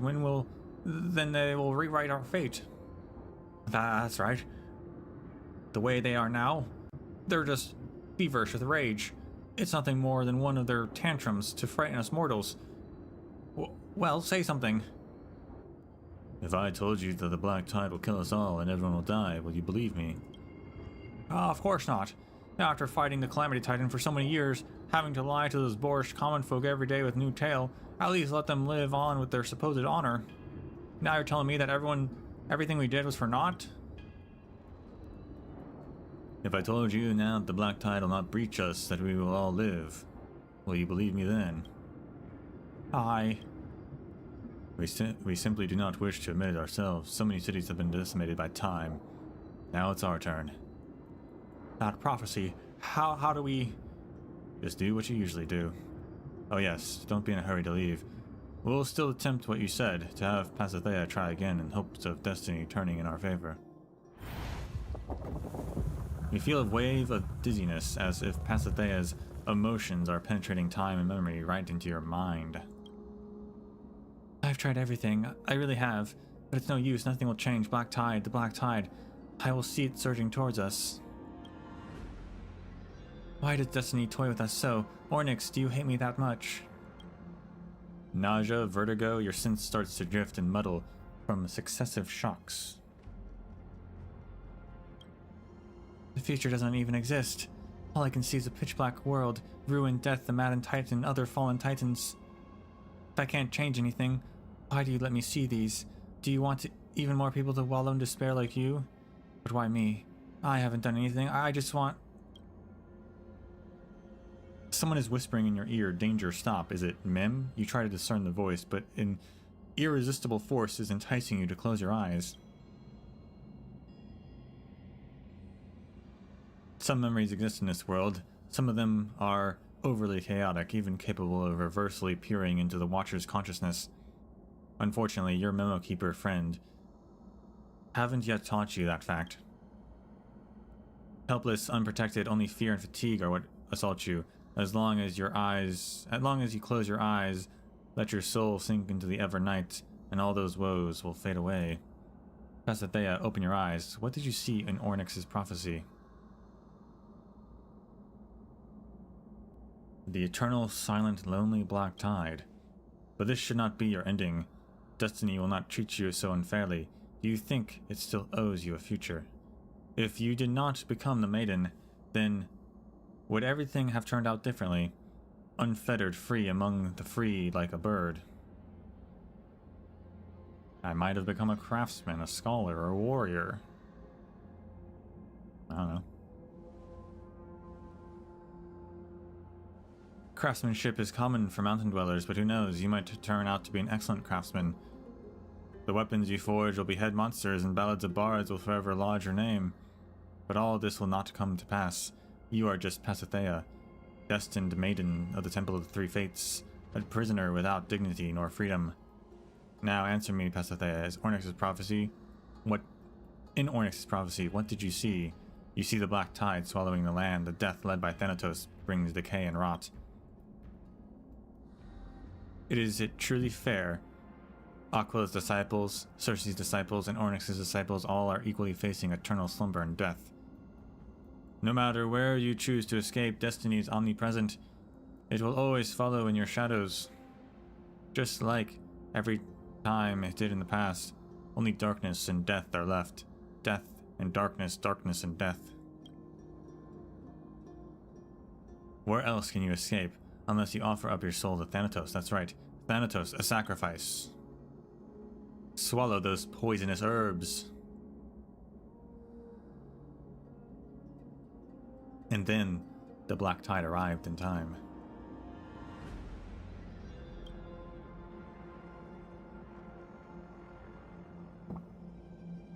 You awaken in a familiar place. Do you still remember what happened? To escape destiny, Pasithea, you betrayed Ornyx, imbibed poison, and turned around, lunging towards Thanatos' embrace. But even death did not deign possession of your tragic soul. Go forth. The scale has risen far above your head. Use it to ascertain the weight of your soul, and then attain the destiny of equal worth.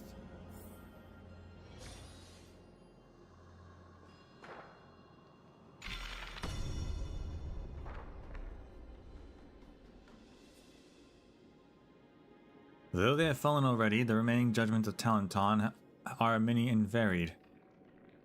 It is quite ironic to think that even now, to overcome its challenge, you need the hand of Zagreus. My lord, let me do the heavy work. You must take care of your health. Very well, do you remember how to do it?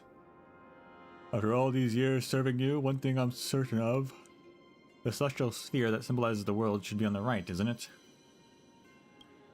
That's right, the celestial sphere weight goes on the right side, and we stand on the left tray. The scale will lift us right to the destination. Let's hope Lady Pasithea can make it. The illusions of the past are getting clearer and clearer.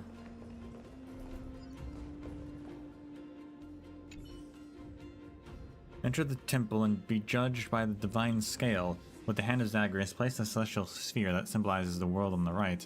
Step on the left tray, and the scales will lift the innocent all the way to the destination. The triangle weight symbolizes destiny. Place it on the left, and those pilgrims standing on the right tray can venture deeper into the temple.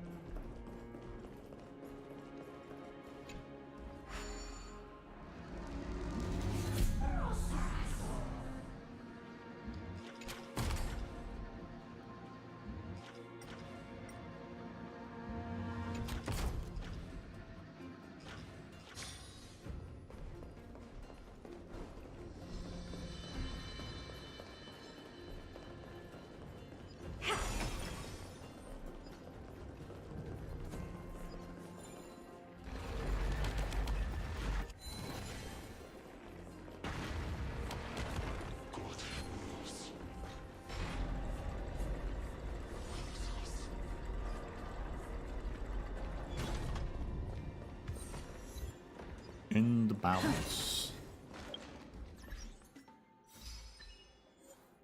Reach the area of the third level via Talenton's judgment. Yeah, so this quest actually tells you how to, like, explore the rest of this place. Which is neat. Open your eyes and look, Pasithea. Look at your miserable visage. The poison did not take your life, but robbed you of your eyes. Of course, that such is sufficient. That much is sufficient. You are unable to complete the maiden's prayer. You can only be locked away by the priests here, and then buried in debris. Why did they not leave you to your devices? Because they have a mere tinge of conscience left in them. But that is not important, for they are probably all dead in the Black Tide's deluge. After a long time, you will feel famished. Do you remember the last words your mother said to you when she left? She tried her hardest to force a smile. As soon as the corners of her lips drooped, her tears would flow down her wrinkled crevices. Cheer up, Pasithea. You won't ever have to go hungry again. Where is she now? Is she still alive? In this era where all life heads towards quietus, you pray to Ornyx, whom you betrayed, and hope that destiny will bless her journey. I miss her dearly. You have long forgotten her face and her voice. Even if she were to stand before you and call out your name, you would not remember her. I hate her. She sold you to these priests so that she could live. You were never able to step foot outside the Temple of the Three Fates after that day. Perhaps, from the moment that happened, you were already dead. Stop thinking about that event and that woman who abandoned you. Even if you had a million reasons to speak up for her, hunger and fear will fuel your instinctive hatred for her. You have even started to abhor your maiden predecessor. If not for her, would you even be in such a beleaguered predicament? But you know you are just venting your frustrations. Very soon you will die here.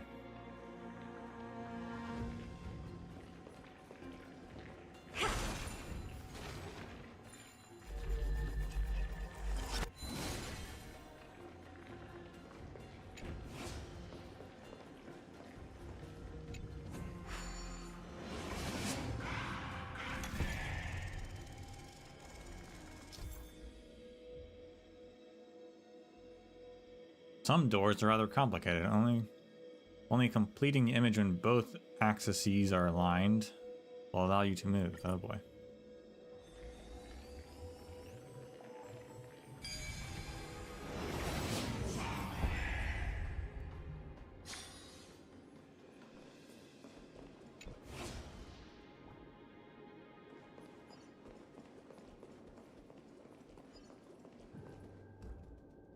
That spear just flew through a wall.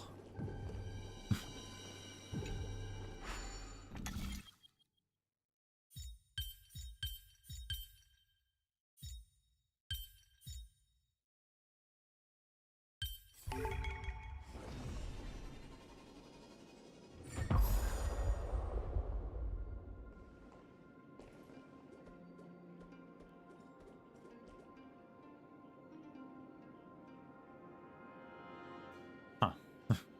Wonder how I get there.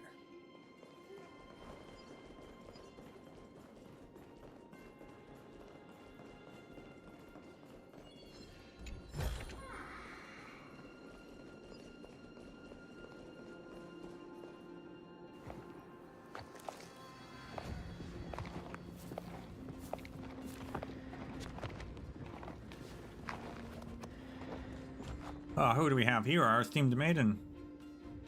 Accusing us of being liars, fabricating prophecies from your ivory tower. Defending it with fervor. And how is Ornyx treating you? I obviously know the prophecy what we declared as false. But since that's the case, why doesn't it give us the true prophecy? Does it wish to simply watch Amphorius turn to black fire?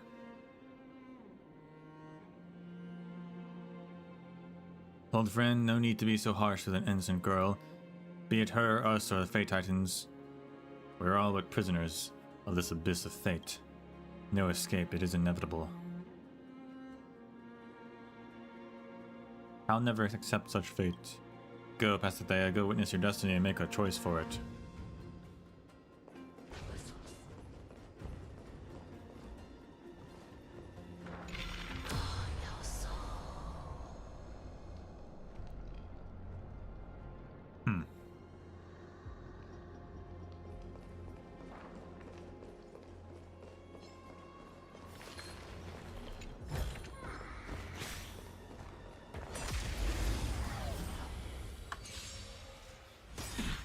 Pretty good crowd today.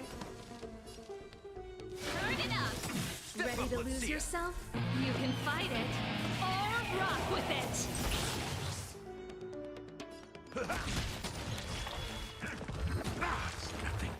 Helpless as ever.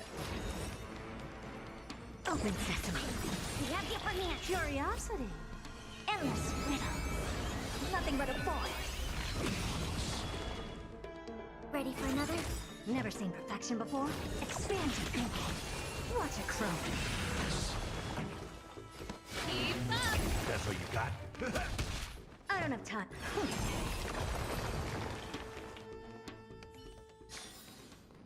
Amazing. But then again, it's me we're talking about. Interesting that the different space-time removes the, changes this corner up entirely. You can't actually... It's not like it's a collapsed area, it just wasn't connected in the past, which is interesting.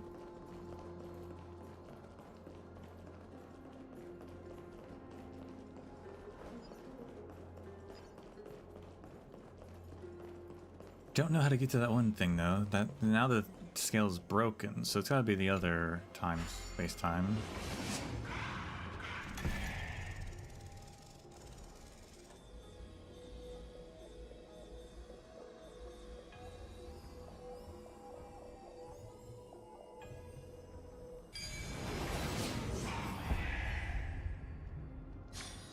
Who came up with this?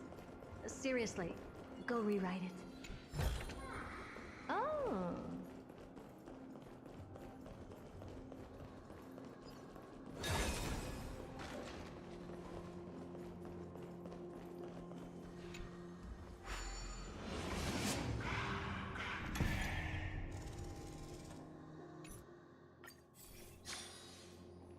You can change direction.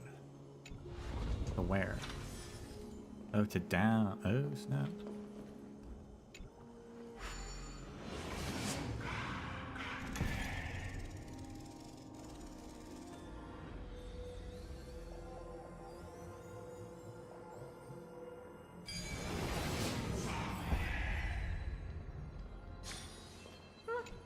Pretty underwhelming.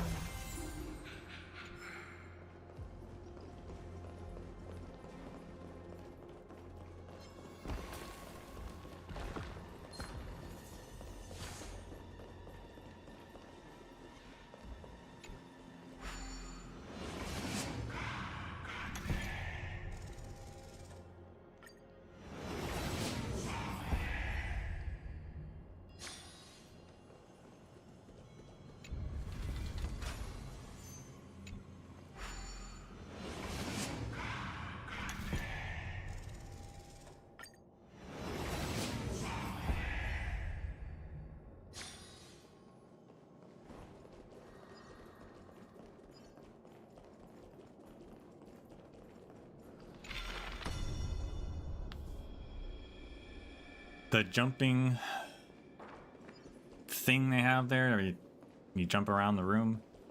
It's the same thing in the Shinjo, except it's worse because it's slower. The Shinjo one's instantaneous. This one you have to lock on.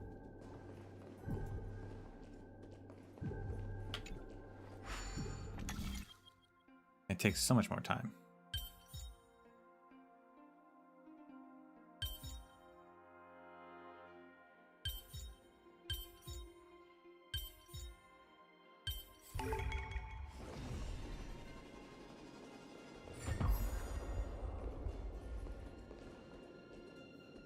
Oh, I see. So actually the corner wasn't changed.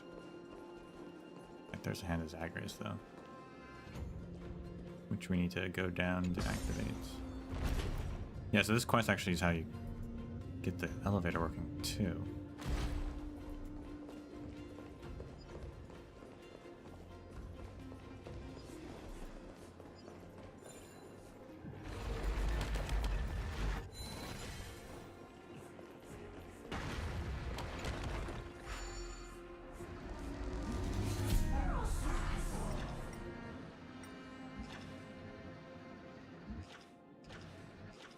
I guess if we remove that thing and we go down to the bottom floor and then take the elevator back up, the scale will be available for us to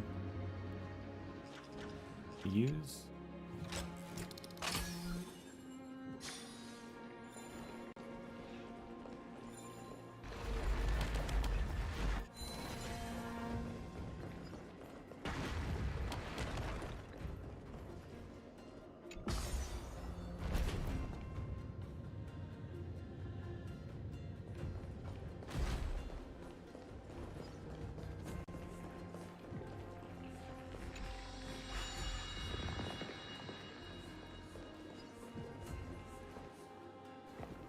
Your younger self would not understand what methods Ornyx employed to reveal those destinies to you beyond the prophecy.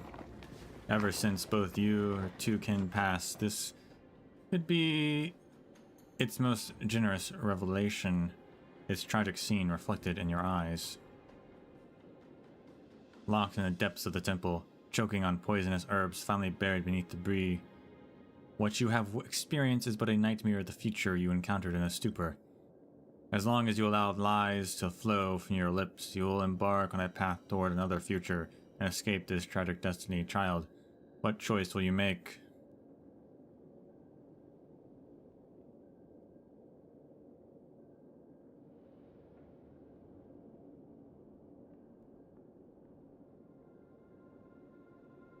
Interesting. Well, I guess she lied, though, technically, right? Deceive them, claiming to have not seen anything and that Ornyx never revealed anything to you. You successfully escaped the cage of being a maiden. What do you intend to do next? Be a craftsman, I guess. You try to imagine an unrealistic future, but in reality, you will all soon die from hunger.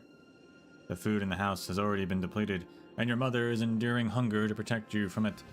This is the first time you notice that her figure has become so emancipated. Should be emaciated. Not emancipated. As long as you become the maiden, you will all survive. You can go into the fields and farms. Your weakened bodies can no longer withstand such labor. As the black tide slowly swallows the land, there will be no place for you to farm. But if you become the maidens, you will all survive. We can work for money, weaving or carving, but where will the tools and materials come from? Reality is not a bedtime story read by your mother. But once you become the maidens, you will be able to survive. Become the maiden. This is your only destiny. You can all escape to Akama. You can all barely stand on your 2 feet. How will you reach the holy city that's high above? Give up on struggling, Pasithea. I will still make a choice. A pointless defiance. Do you have the bravery to choose death? Even if this is an act of cowardice. Even if your mother will lose hope for this life because of this. Give up on struggling, Pasithea. I'll become the maiden. Destiny cannot be altered. I don't want to lose my freedom. I don't want to become a liar. Your mother will not blame you. To ensure your survival, she will likely take on those dangerous jobs doing work deep in the black tide. Someday in the future, there will be strangers knocking on your door, bringing you to attend her funeral. I fear for my destined future. Your mother, the only one who still loves you in this world, and the only one who you still love. She has given you everything she has. Now she even has to give up her life for you. You have become the maiden, or else she'll die in the black tide. I keep wanting to say black plague. Black tide. Praise destiny, you ultimately became the maiden.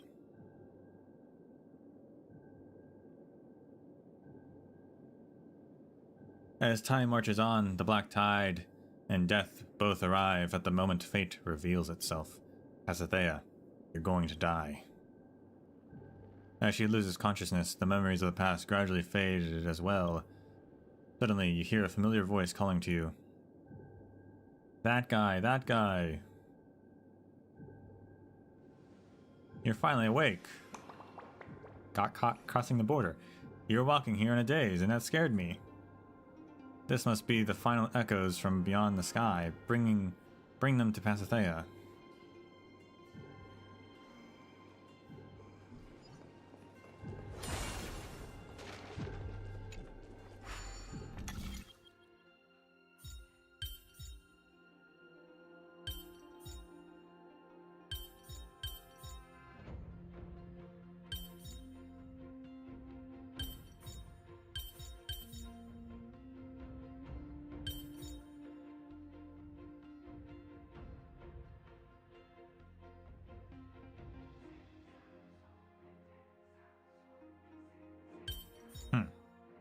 Oh, this is interesting. Okay.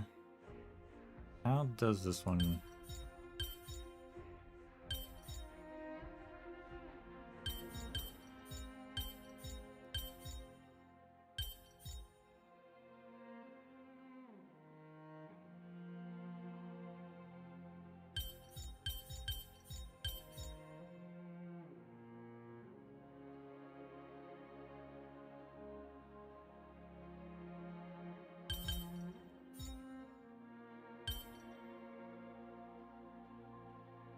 This one's weird. How does this angle work here? Because it sticks out. Everything sticks out too far in one direction. Unless you do that and then do that. Okay, yeah, there you go. Ooh. That was funky. Take a look. Whoops. This is pure genius in action. Prophesized weight has returned. Wow. Ambush much. This thing? What I've got?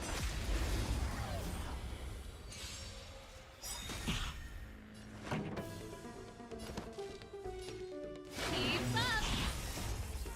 You can fight it, or rock with it! Enemy data secure. Net markers activated. Time for a good old counterattack. That's what you got. I don't have time for games. Open sesame. Commencing support.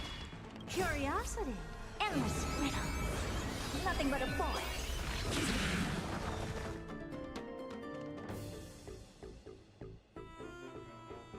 Ready for another? Expand your thinking. Watch it grow. Turn it up. In the mood for another beating?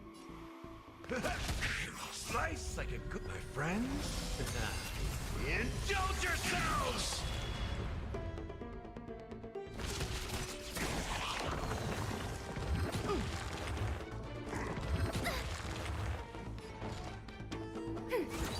Enemy data secure. Net markers activated. Time for a good old counterattack.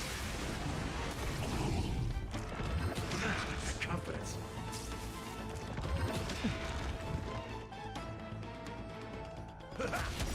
Never seen perfection before? Open sesame. Curiosity. Endless riddle. Nothing but a boy. Expand your thinking. Glimpse the unknown.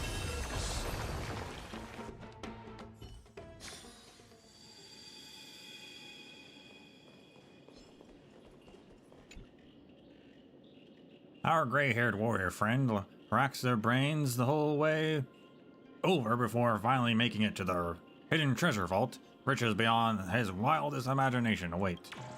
What's this? You're not even letting me go either? Our gray-haired warrior strides resolutely up to the wall and gets a +1 souvenir.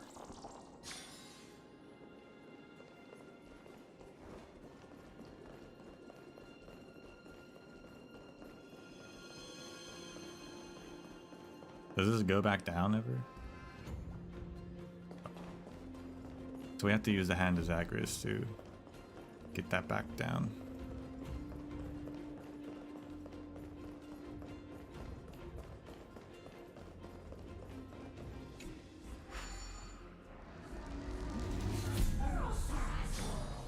Oops, wrong button.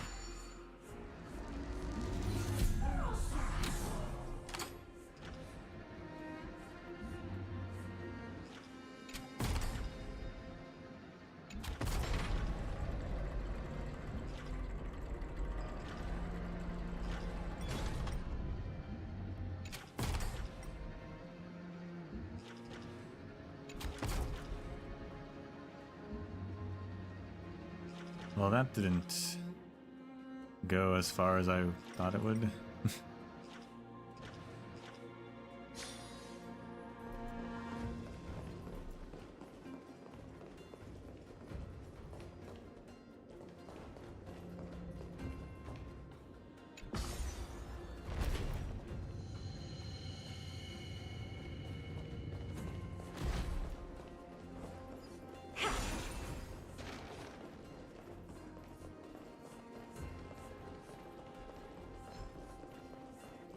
Will it trigger if we stand on it?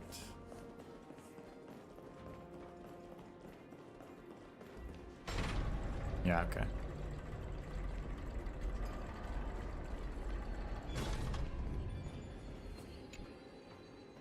Crick, crick. It's the big hand of the two-faced thief. Why is it trashing my humble home?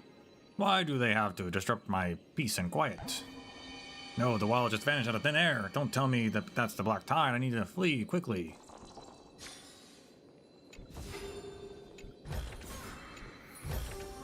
Oh.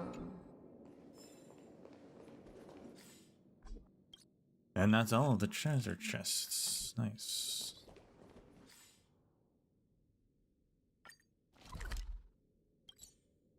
We're missing a single nymph. Probably worth just ask where it is.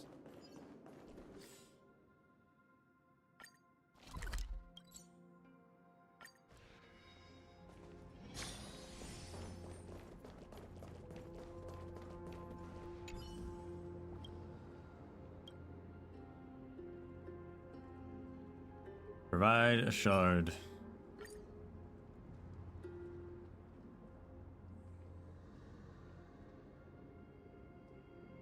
A weaver attempting to spy on the Titan's formation.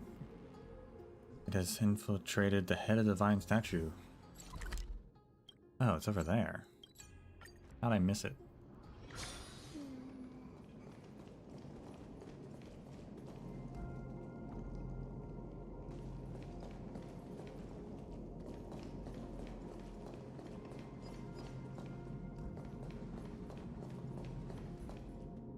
Where is it?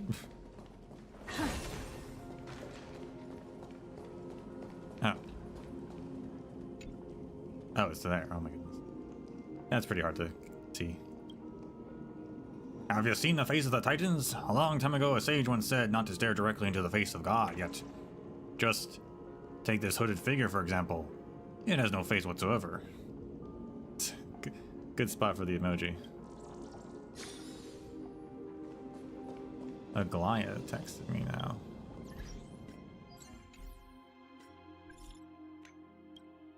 Something weird happened to the nymphs in the Abyss of Fate. It seems to have be caused by Onyx's power. This means all the nymphs there have been collected. Please remember to check out the garment maker. Yes, yes.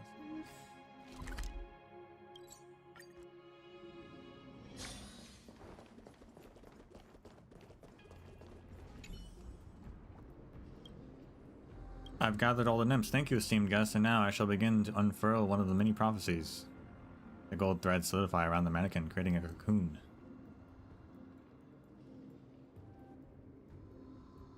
When the cocoon falls away, only a piece of brocade woven by golden threads is left floating in the air. With a wave of the garment maker's hand, it splits into two, one half flying to your hand.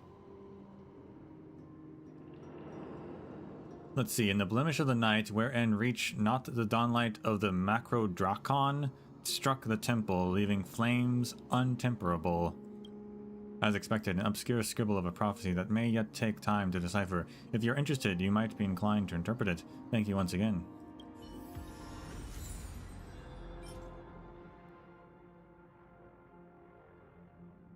What is a macro-drakon?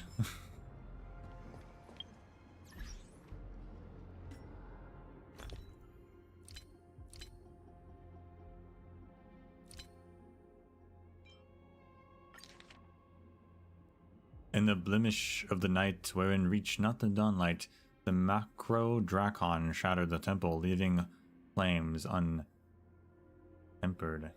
I see now what's happening. So not just the nymphs in this area, we have to get all of the nymphs everywhere, and it'll create a whole picture that tells us how to solve that one prophecy. I see. It's a much larger scale than I thought it was. As for a macro-drakon, nothing shows up on Google, so who knows what that is.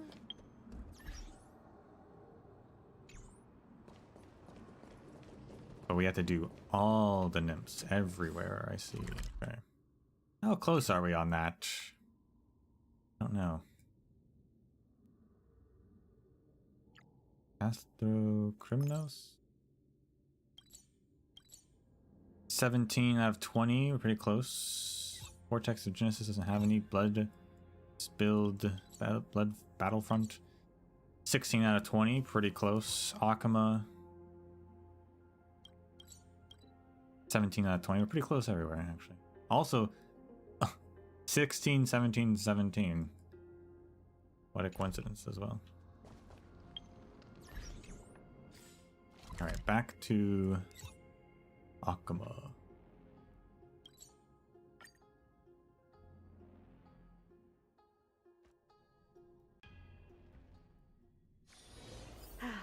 Need something?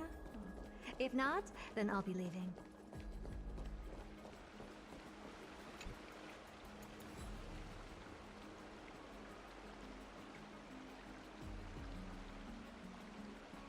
I recognized Pasithea now was standing here before this quest, I'm pretty sure. I recognized her standing in this corner.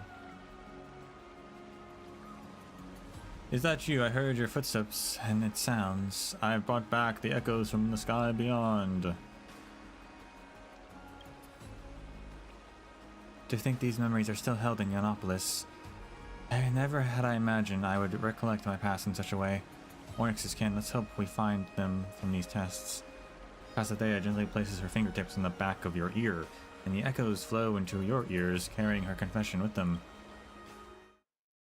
The sound of collapse and cries. They are sounds I'll never forget, the haunting echoes of the Black Tide. At that time, I cowered in the temple, waiting for Thanatos to lead me from my bitterness to the river. But what arrived was a group of fugitives, guided by Ornyx, seeking an oracle from the Holy Maiden. "O Destiny," I scream at thee, "to hell with the Holy Maiden, I am nothing but a blind woman now."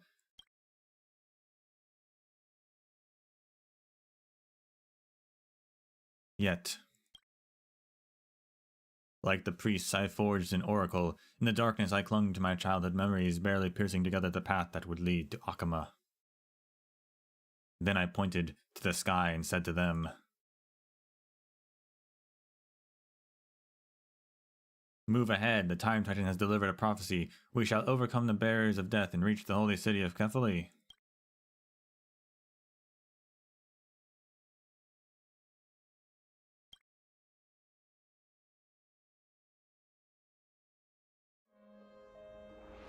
On the very night we marched to Akama, I, who had lost my sight, heard an echo from beyond the heavens in my dreams. Just like a prayer whispered in a temple, I understood the meaning of the echo the moment I heard it. This identity I had fought so hard to escape from had finally... At some point, Pasithea found herself surrounded by citizens seeking an oracle. It felt as if you were no longer in Akama, but transported to the temple of the three fates in the past.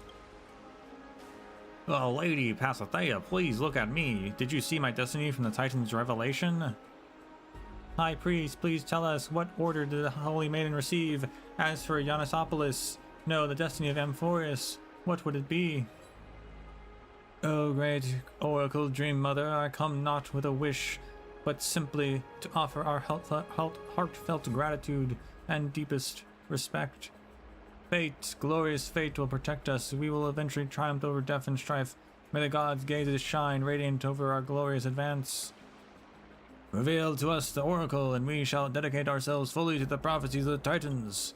Praise Ornyx, praise Ornyx." It seems like nothing has changed. "Everyone, today is my day of rest. Let's reconvene another time." Is that how it was resolved? At Pasithea's proclamation, the noise in your ears suddenly quieted. The crowd dispersed noisily, yet without much complaint. "Lady Pasithea, your prophecy was true. We discovered a mother and her daughter in the ruins. The child's health was deteriorating. Please find a doctor for her as soon as possible." "Oh, great Oracle Dream Mother, the elders in my family has recently made some delicious sweet cakes. I shall bring some to you shortly. I'll humbly accept them, thank you." "You seem exhausted lately. Let's take a trip to the hot springs again in a few days to recharge." "Sure, I want to suggest that too." Shortly after, the area around Pasithea returns to the quietness it had moments ago. "Fate. As one blessed by Ornyx, what do you think fate looks like?" An excuse for self-degradation, an irresistible command from the heaven, a prison that constrains all things. Sure. I used to think I was free from destiny, and I walked toward death based on my choices, but Ornyx's kin led me again to the temple, where they found the Holy Maiden who betrayed the Titans. Come to think of it, Pasithea and the liar may not have been the targets of that kin's accusations, but rather a dismissive sneer at my futile defiance. But no matter what, I am determined to find the kin and seek the answer. Am I truly free from my destiny, or is my struggle for freedom itself a part of my destiny? Echoes from beyond the sky, though these sleep talk seemed unrelated. I discovered a shadow of the Titan within them. Have they been waiting for my return? Mister, please, bring me back. I understand this is a selfish request, to carry a burden like me through such perilous ground, but I must witness it myself. Alright?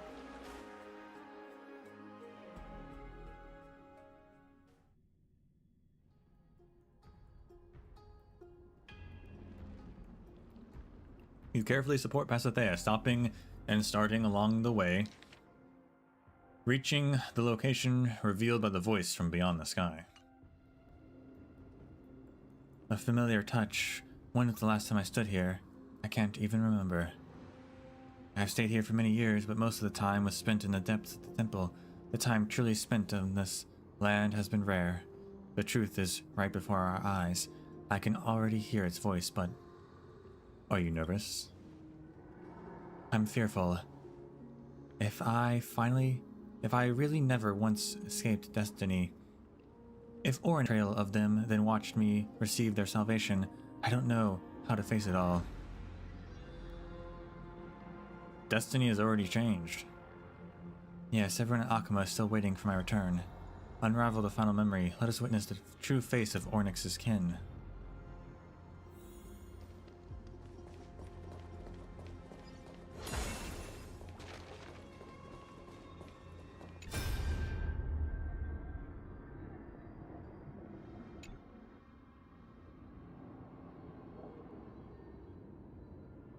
Friends, you all escaped from other cities, right? The black tide can no longer be contained, and the torrent of Thanatos will swallow the whole earth. Why am I not afraid? For I do not fear death, as I am Ornyx's kin, and belong solely to their starry night. Please do not panic. Ornyx sent me here to offer you all salvation. Hear me, before you stands the temple of the Fate Titans. Walk forth deep into the temples, and you shall find a prophet. Her name is Pasithea. Bring her out, and she shall bestow you the prophecy of the Fate Titans, ensuring your survival to Akama. I think that's her mom, right? What a little twist that is. I did not expect that.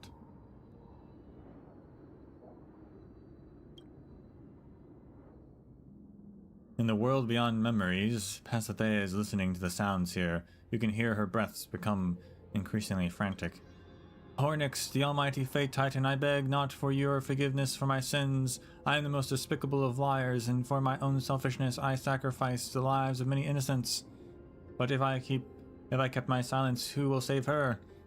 If there's anyone who deserves to be punished, it should be me, and the one who abandoned her. If only I tried harder, if only I could have kept her from growing hungry. If only I brought her along to escape to Akama. If only, are you listening? Ornyx, I can offer my everything, my heart, my eyes, as long as you can fulfill my wish. Oh, Destiny, please save my daughter. The lingering memories fade into the air. From today on, Pasithea's dreams will not be haunted by the echoes of the ghost anymore. Pasithea's lips curl up then inwards. She clenches her jaw, fighting to hold back her tears. I never once thought this would be the truth. My mother, the last time I saw her, I wasn't Ornyx's maiden yet. My friend, how did my mother's figure look? Healthy, skinny? I couldn't see clearly. I don't really know what she looked like. I guess I'll say that. In the end, both Mother and I became liars who fabricated prophecies. They were lies out of goodwill. I chased Destiny to this point only to end up with nothing. Ornyx and Mother. Have we truly succeeded in breaking free from our own destinies? Destiny might not exist after all.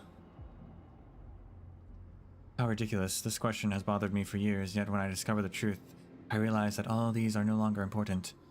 Yes, it doesn't matter if we are caught in the claws of destiny, as there are things that we are powerless to change. As long as we take action, there must be some things that will change.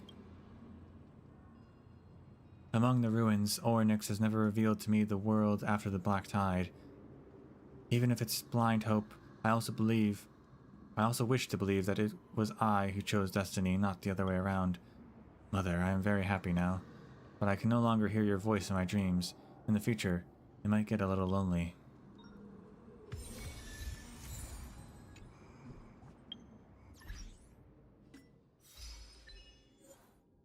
Find the spirit calling out to Pasithea in the dream.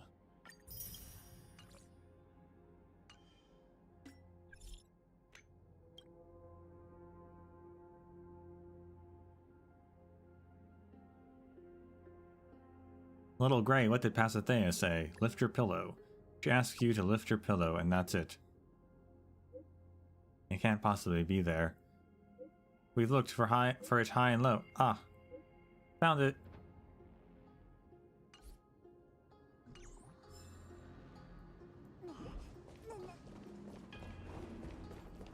All right.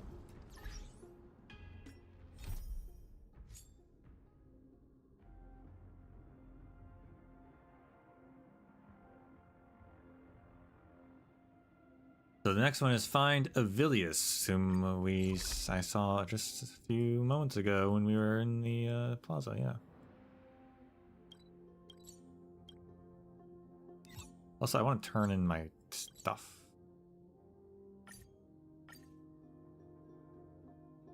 My stuff to the pond or whatever. Need something? If not, then I'll be leaving.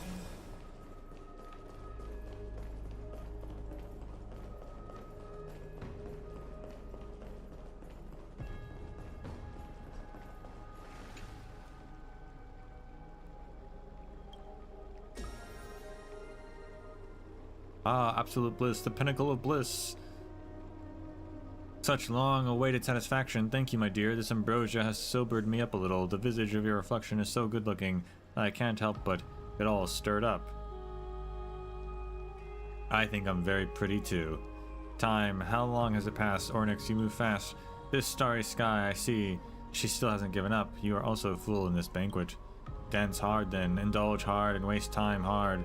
Little fishy that wants to swim to tomorrow. When your banquet ends, the absurdity that you see when you sober up will be the price of buying inebriation. What are you even saying? Ambrosia, ambrosia! The tide's voice is languid once more, its words fragmented like water splashes. It seems this basin's desire for liquid is insatiable, an ever unquenchable patron of ambrosia.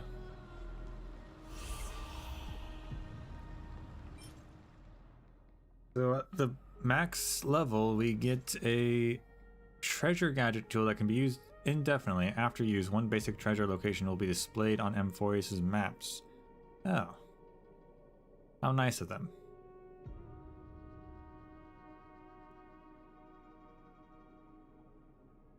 Originally, Aquila didn't have just 100 eyes, but countless ones like the stars. Unfortunately, Zagreus took a keen interest in Aquila's eyes and stole many of them. These eyes, blessed by Zagreus, gained the power to locate treasure. However, one must never use them in broad daylight, or they might invoke Aquila's wrathful lightning. And we also get a wallpaper.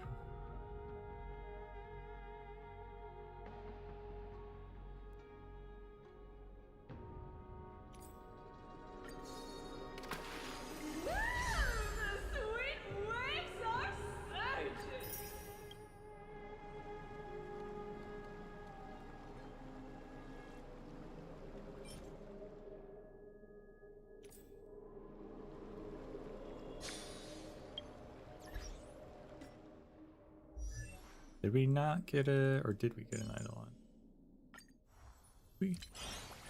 Hold on, let's switch it. Yeah, okay, we did. Oh, we have all of them. When an ally target with the 0 max energy actively uses an ability, Mim also gain 3 charge. And the multiplier of the true damage dealt by this target via Mim support additionally increases by 6%. With 0 max energy, I don't know what that means. Crit rate of ultimate is 100%. Wow.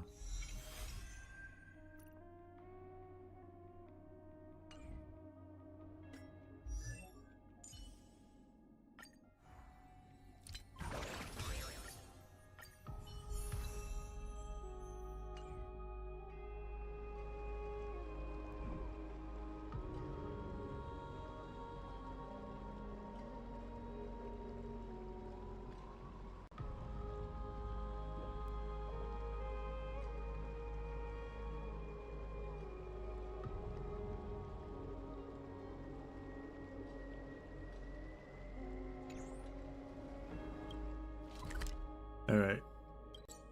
Now we'll go to Avilius. Need something? If not, then I'll be leaving. Also, these people are just here. We'll listen to them real quick. We clasp our fingers intertwined, singing hymns to Thanatos to guide the fate they welcome, the second demise. This is both lament and blessing, for what they have received is being forgotten by all.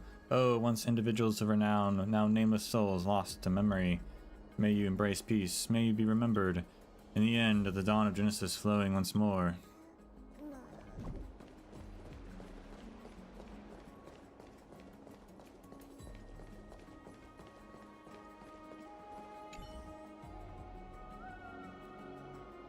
They say history tends to reflect a collective views of the past, and that's what worries me about the future. Regardless of the era, humans just can't seem to break free of the same mistakes.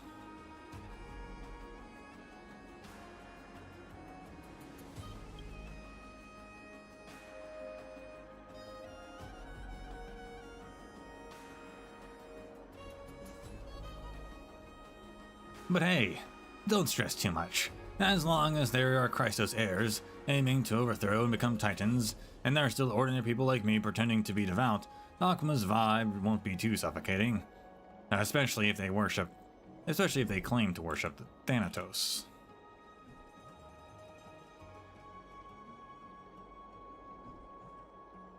About the golden scapegoat.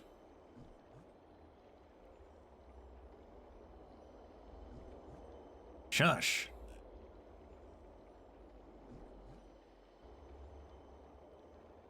This is different from our usual banter. Let's go somewhere quieter to talk about this.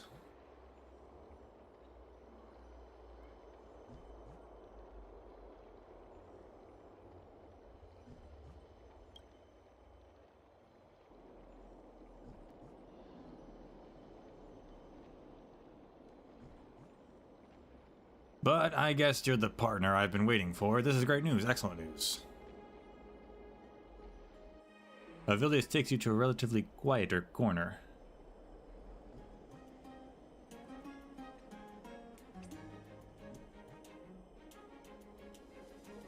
We can talk here. Is this necessary? Not really. Alright. But it's important enough to warrant a sense of seriousness. Anyway, since you asked me about the golden scapegoat, a name that I came up with secretly, that means you've cleared the 4 basic stages as well, right? So this is the puzzle guy, which again, maybe he didn't make them? I don't know. I thought he made them. But maybe the puzzles that were in the hypogeum aren't like canonically what we actually experienced in the hypogeum.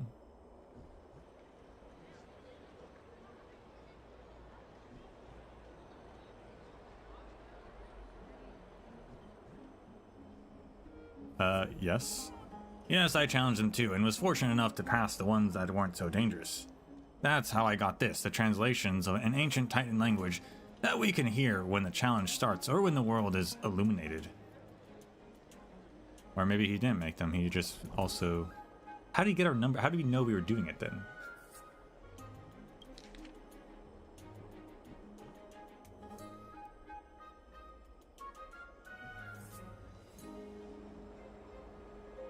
Who knows? Oh boy.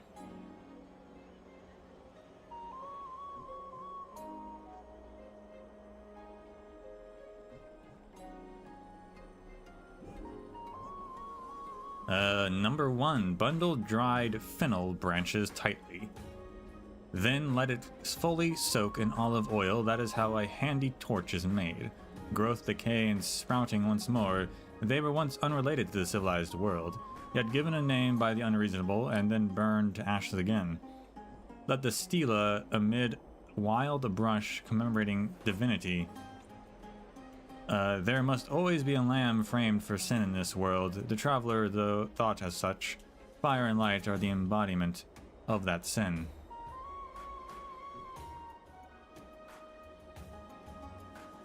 Two, a feeble flame. Its light is akin to a young girl's long hair, shimmering with silken splendor, yet destined to be devoured by the endless darkness time. People always say that light and dark are opposite elements, as if they were twin sisters, but their natures can't be more different. Darkness is infinite time and space, clumsy and dull. Light is ephemeral life, fleeting in its brilliance. Nameless dark clouds forever linger in the corners of the ranch. The smart lamb will persuade itself, I know nothing of the butcher's knife, after all.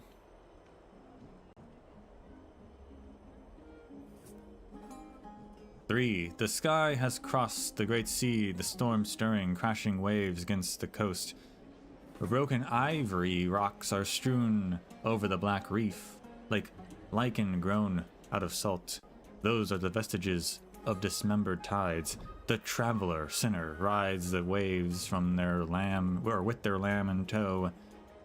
Those waves are more alabaster and more fledgling than wool, and also even closer to voiceless eternity.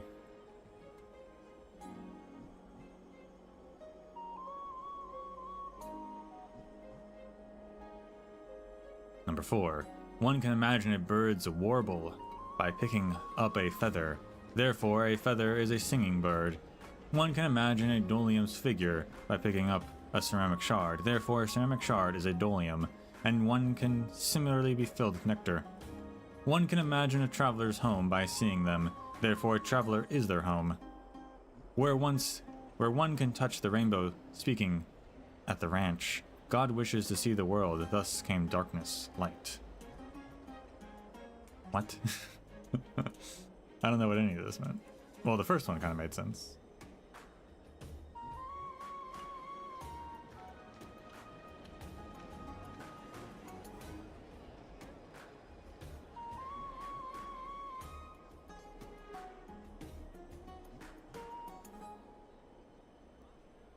Well, feels like there's something enigmatic behind it, right? For example, the Dragon Slayer inevitably becomes the evil dragon, and the Torchbearer inevitably becomes ashes. It's a little, how should I put it? Alright, it gives off an energy that's a little gloomy and deep, but extremely poetic. Anyway, they're all precious information extracted and translated from the treasures bestowed upon us by the Golden Scapegoat, and I firmly believe that they are of unusual significance.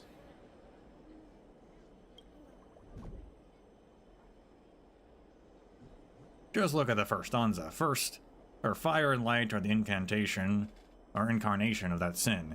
Is this referencing the great Chrysos heirs? Maybe their plan to save the world will somehow cause irreversible damage to the world, but we must bear with it no matter what.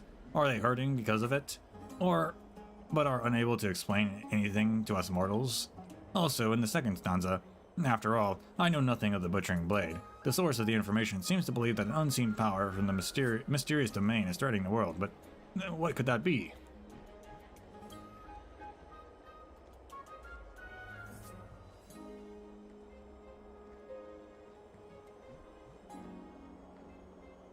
Oh, and the last line of the fourth stanza.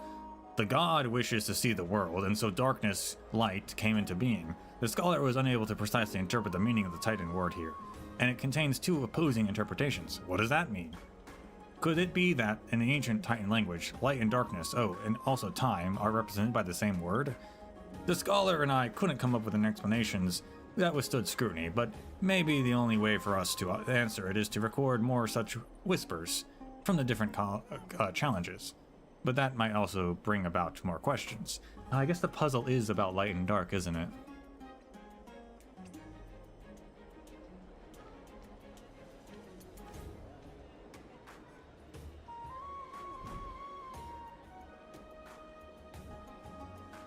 I'm busy. Can we just get to the point?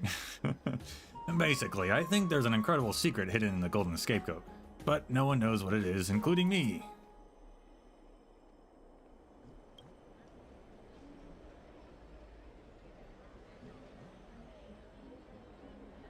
Well, why don't I add it to our secret discussion group on the teleslate? Once you overcome more of the Golden Scapegoats, the scholars will be able to send her newest translations to the group. It's much safer compared to meeting up in person frequently. Why can't we be more open about it? I would like to, but the scholar specifically warned me that the research might be linked to the underlying rules of the world, and that we shouldn't talk about it openly before we can make concrete discoveries.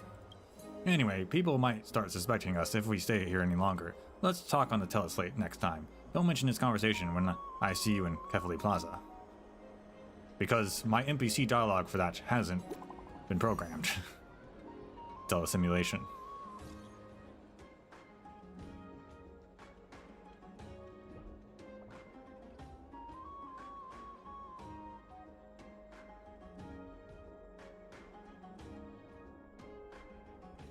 As for the matter of the golden scapegoat, let's discuss it here. The group owner is the scholar senior I have great respect for. The group owner, has muted all members. Enough with the flattery. Let's wait until we've accumulated some new discoveries before discussing further. Based on the pace before, it'll probably be promising once you've collected 4 more goat heads. Oh right, posting here some headcanons Avilius came up with. It's actually quite entertaining. In the distant era Creatura, at the dawn of the creation, the world was brand new. Back then, many things had no names, and people relied solely on pointing.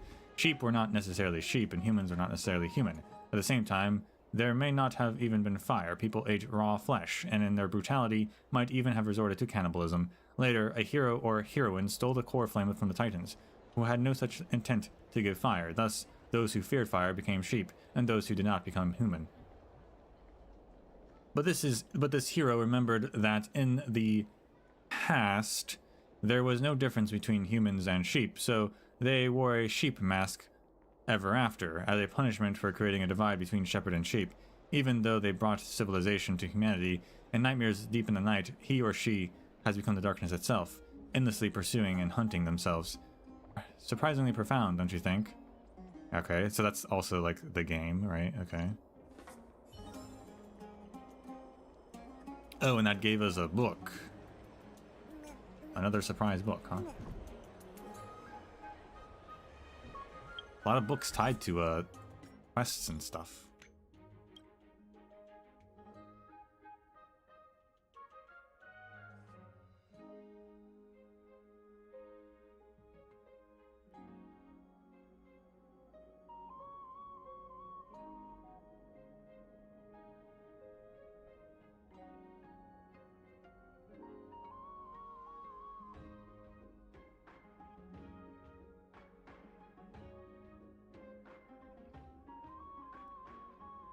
You should have 8 goat heads by now.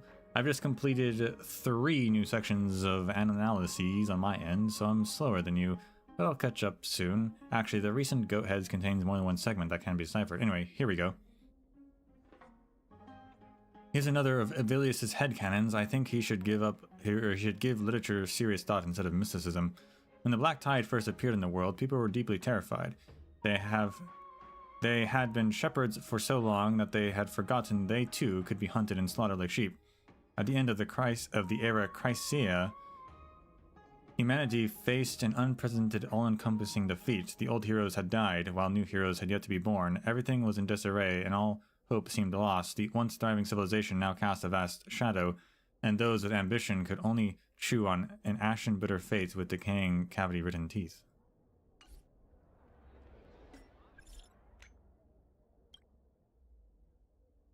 And we got 12 go-heads. I think we have probably all the go-heads.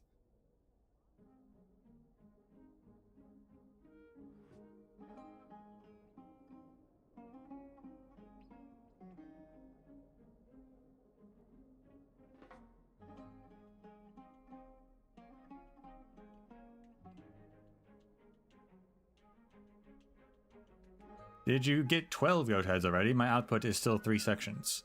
And you can see it from an even earlier batch, but no matter. I will make up for that. I'll try not to surpass you in total count. As usual, the following is Avilius's free association. Neither humans nor titans can exist independently of the world itself. The past imprints itself upon the future, acting as both the foundation and the constraint of all things. As these constraints multiply, humans grow further and further from the titans they were once close to, eventually forgetting the past, unaware that both sides could be subject to a higher density. If we interpret it this way, then the roles of the shepherd and sheep could apply to any of us.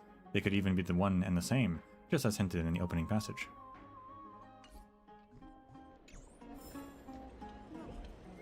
And that's the other one. Okay. And that's the other one.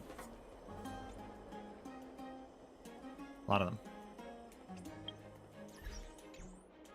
Find a way to collect more golden bones. There's one. We're missing one. Wow. Okay. We're missing one goat, apparently. Where would it be?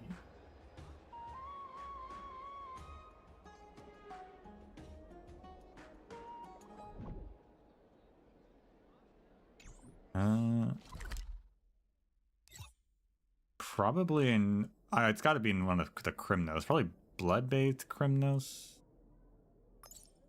Probably, maybe. I'm not sure.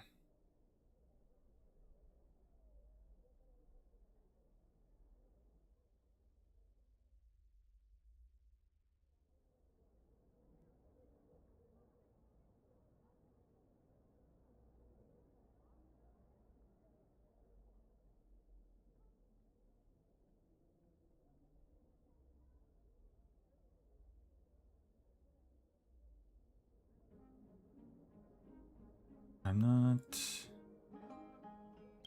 Probably in one of these puzzle rooms, maybe.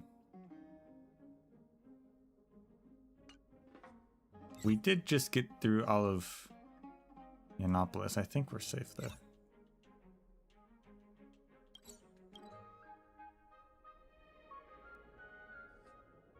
Let's teleport here.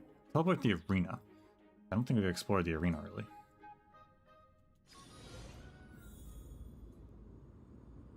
You can also remove this thing here. Also, here's a nymph. Correct, the fight was so thrilling I had to watch it back to back for 3 days straight, so I ended up falling asleep. It's such a rousing contest that I watched it until it got dark outside.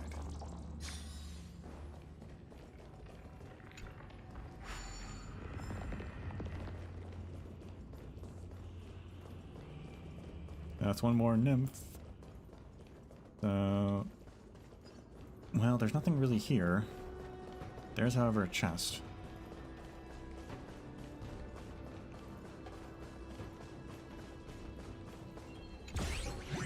Of course.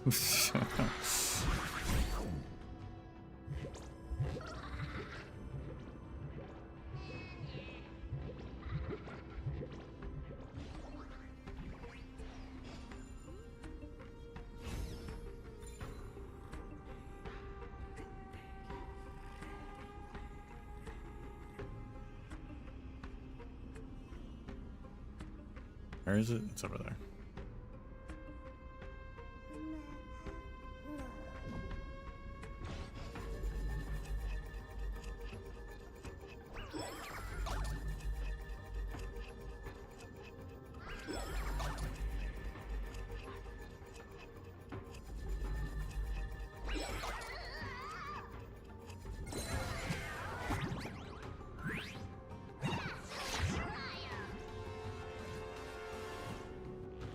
Oh, Bartholos.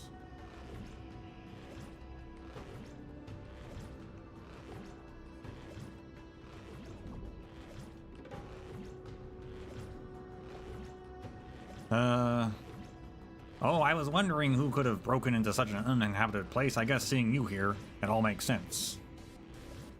The universal street rat at your service. If you had come sooner, this place would not be so desolate and bleak. I used to come here all the time when this place was all the rage. Warriors from all over would gather to great ceremonies and engage in hand-to-hand combat, boasting, or boxing, beast fighting, spear throwing. They would battle for glory with their lives, vying to win the winner's crown and the benediction of Nikodor. Cast your spear into the earth and feed the soil its libations. Bards and poets compiled songs of the warriors battling to the death. Unfortunately, this prosperity has long since passed, and these songs are rarely heard anymore. Once the beast cage broke and the beast flooded into the arena, the unarmed warriors were completely helpless. However, I had no fear and single-handedly caught them all one by one. That's where I got the title the Horned Warrior.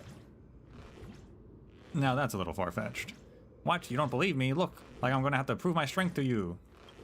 Yeah, I saw that coming. I feel like both options would have caused him to fight, though.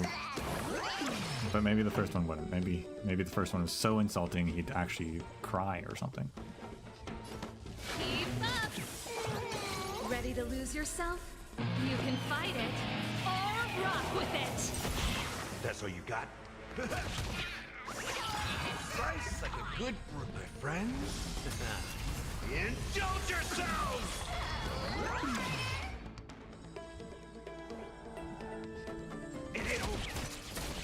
Never seen perfection, but open sesame. Enemy targets detected. Pretty good crowd today. Turn it up!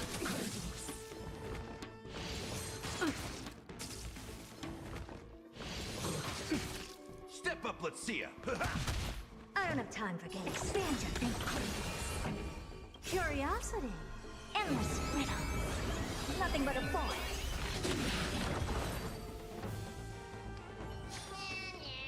Amazing.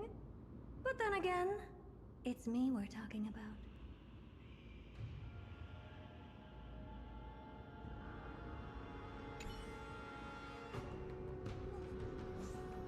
Ach, you fight, just like the criminals warriors of the past. Fine, I did take some creative liberty in the story I told you. It was actually me who opened the beast cage and herded the beasts into the arena. Then I stole the gladiators' weapons while I was at it.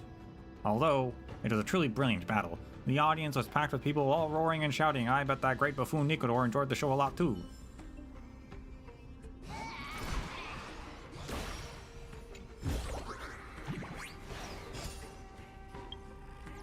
What's that looking like for treasure in this place? That's all of it.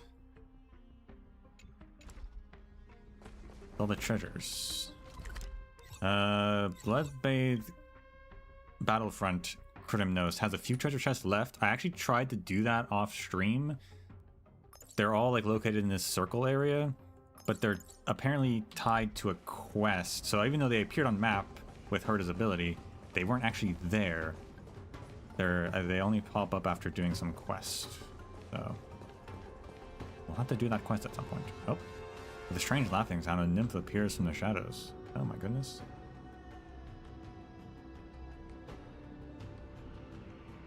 The Demon King hath cometh. Come forth, warrior.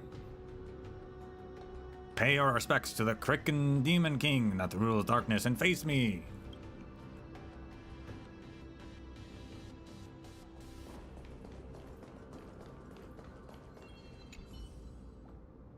Yeah, no wait, Crick. Has the messenger of the prophecy finally arrived after all? Answer me this then, in the place extinguished of the fiery sun. On a stage once watched by thousands, how many flames still burn bright? The answer lies above the stage of glory. Those who do not pay attention to the details should be punished. Return the title of Krymnos Guardian and begin your training anew as a recruit. What? How many flames are still active? Okay. 1, 2, 3, 4, 5, 6, 7, 8, 9, 10, 11.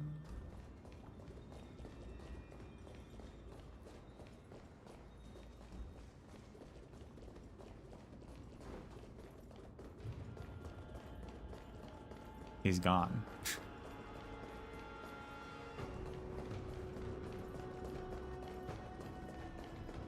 When does he show back up?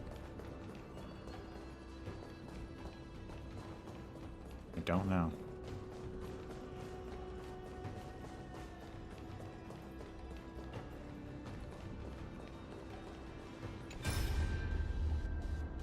Oh, snap, it's Mighty. Mighty Mos, you did it. We did it. We have taken revenge for your mother. We have avenged Queen Gorgo. Now, there is but one thing remaining. Put on the crown, fulfill your mother's wishes, and become the new king of Krymnos. I once vowed to your mother that I would give my life to protect your reign. Once you become king, I will be your iron wings. If you wish to unite Amphoreus, I will always be the one who charges ahead of you into battle.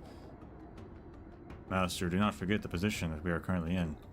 I have not forgotten. We serve as mercenary blade of the blonde usurper, dependent on her for our existence. However, these days shall come to an end. But that moment is not now. I understand how you feel, young master. You just now killed your own father. It is to be expected that your emotions are complicated and heavy. However, standing on the body of your father, bathing in their blood, and putting on the crown is a Krymnoan tradition that has continued for millennia. Master, let me ask you, did my mother really have such expectations of me? Did she wish for me to commit patricide to steal the throne and continue this endless conquest? Do not mention this matter again. I understand the situation. Now let us return to the city. We have far too many soldiers to honor. I understand, young master. Please just allow me one final word. There are many like myself in the Krymnoan detachment who already see you as the new king. You need only give the order, and the Krymnoan detachment would raise their spears and give their lives for you. Do not let your mother or your people down, Mighty Mos.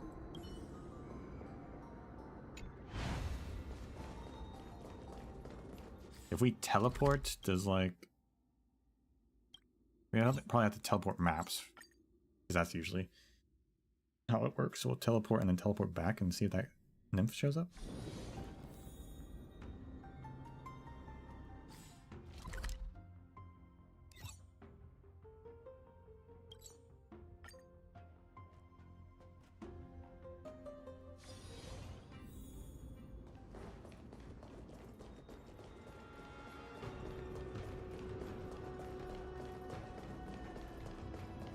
Nope, it's gone. Well, I don't know what to do about that.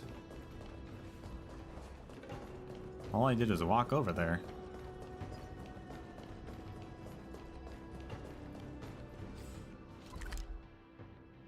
That's awkward.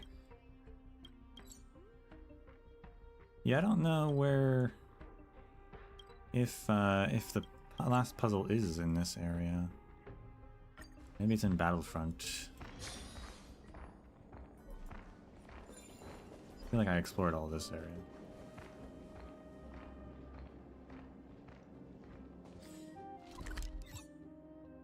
Battlefront has changed since the story, like the whole strife is full of people now and stuff, so there might be a puzzle somewhere.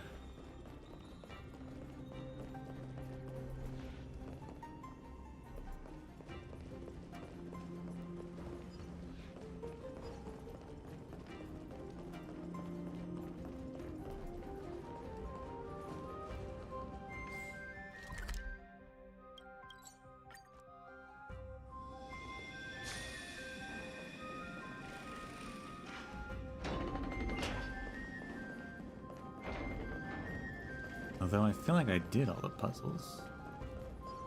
I'd be surprised if there was any in here.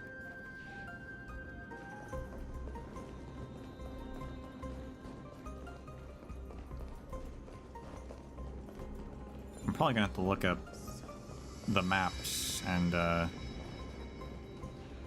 go through them one by one.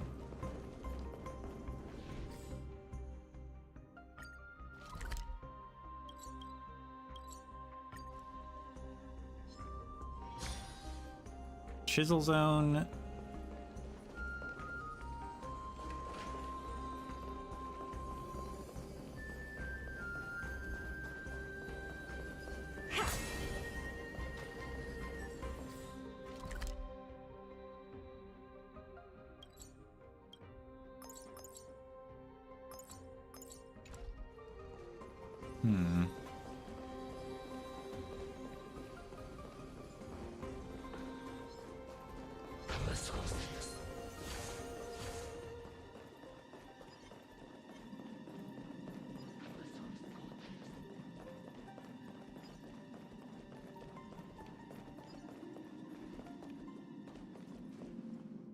Oh, that.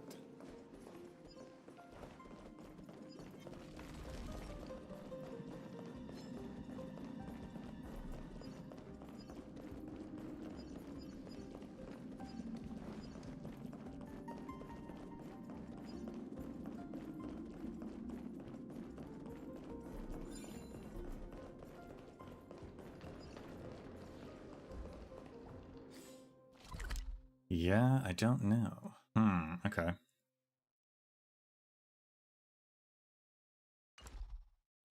Golden Scapegoat.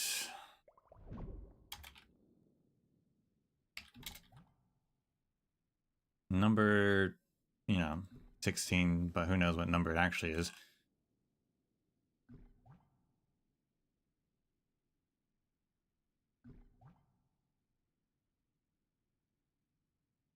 There's 4 in Akama, but I should have gotten those.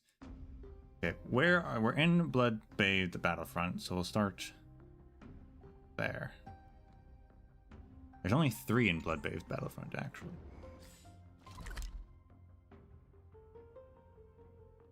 One is near us, we did that. Second one is in that area, we should have done that. Third one is under there. We also should have done that one already. We definitely have. I'm not even gonna check. I believe that I've done them all. There's 5 in Yianopolis. Possible we missed one in Yianopolis.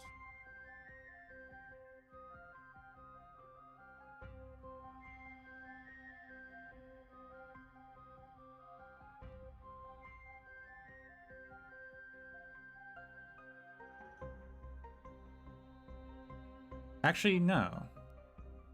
Yeah, wait a second. The puzzles do appear on the map. They have a puzzle on the map. Forgot about that. We should be able to just see the puzzle on the map then. What am I missing?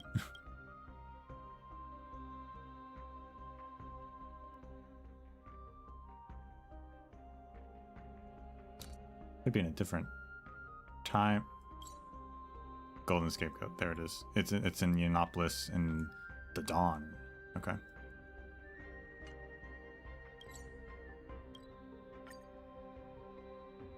Yeah, I was like, that Yianopolis room does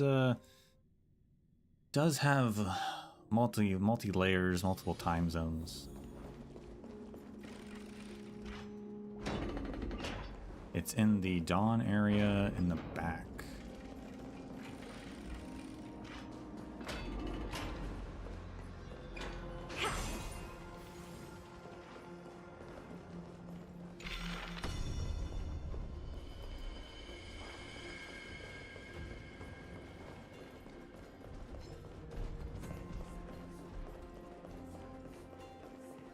Which is interesting because I thought we definitely went back there, I guess, during the night. We didn't go there in the dawn.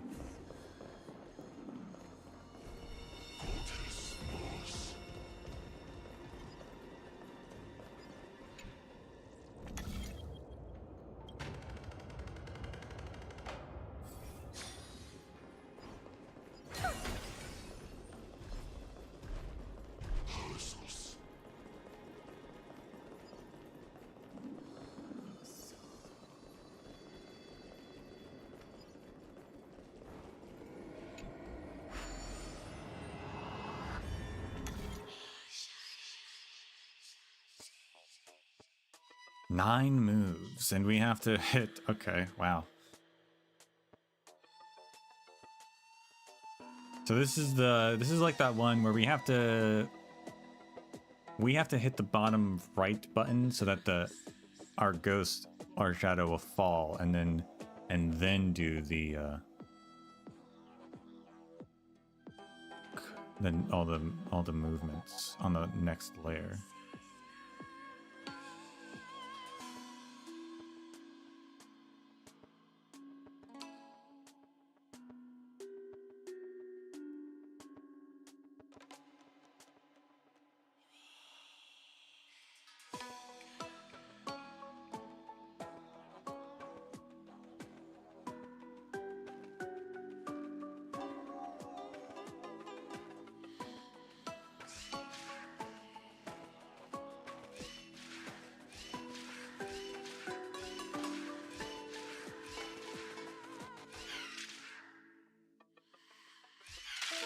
Whoops. I miscounted it anyway, I think. Okay, so you have to do... We have 9 moves, so 1, 2, 3, 4, 5, 9.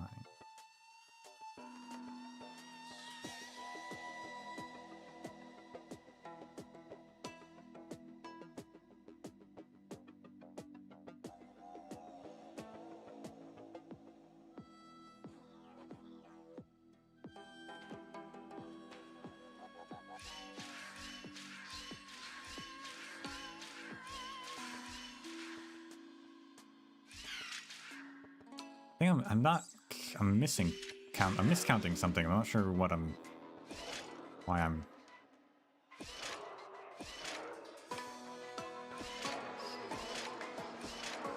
Well, it worked either way.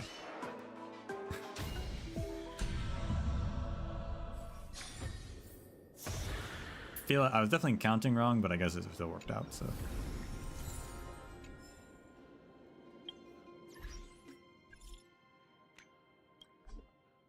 Like I said Failure to retrieve. What? Like I said before, this is to make up for the missed progress. I feel like the more we discover, the less we know. There are 8 sections this time. I'll send you the 2 documents.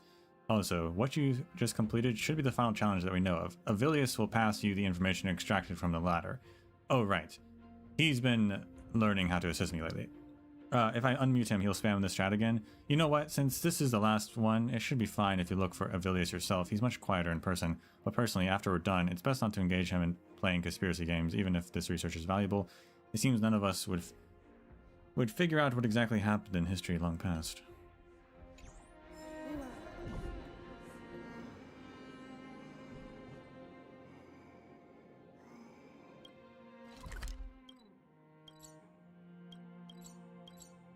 No, I just want to teleport, please. There we go.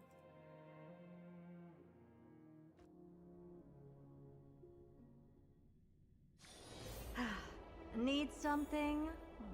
If not, then I'll be leaving.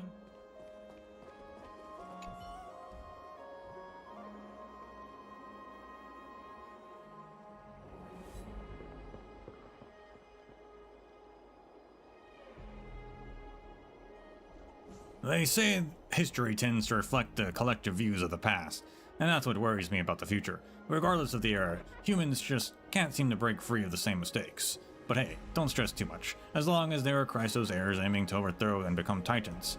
And there are still ordinary people like me pretending to be devout Akumas. Akuma's vibes won't be too suffocating. I've already read that all. Ah, so you're here because of the message.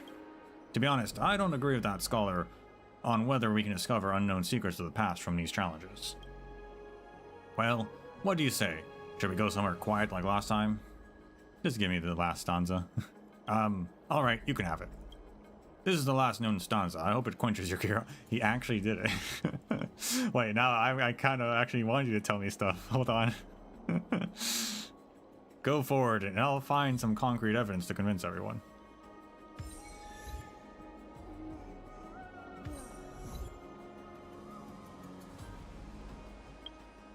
Consequences of my actions. Gather all golden scapegoats mutterings and golden scapegoat. Complete the golden scapegoat mission.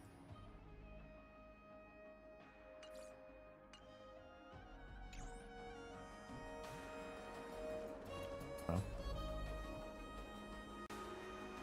hopefully there wasn't actually anything interesting in his dialogue.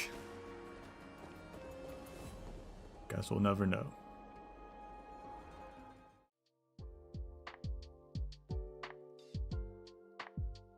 That's all for now.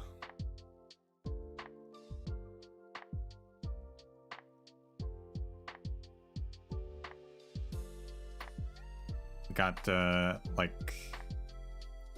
well, we got one more actual quest on the map, but there is like a few people scattered around who have some quests as well, like that running girl. I don't know how to talk to her though. We'll have to look that up, I guess.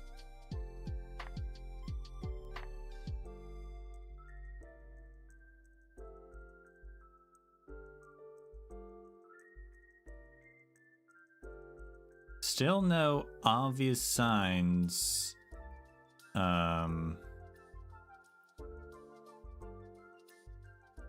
to help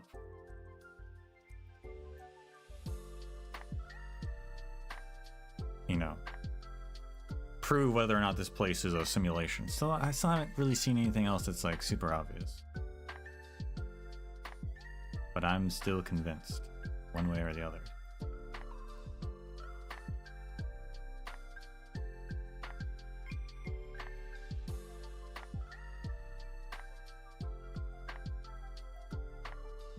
But other than that, thank you all for watching.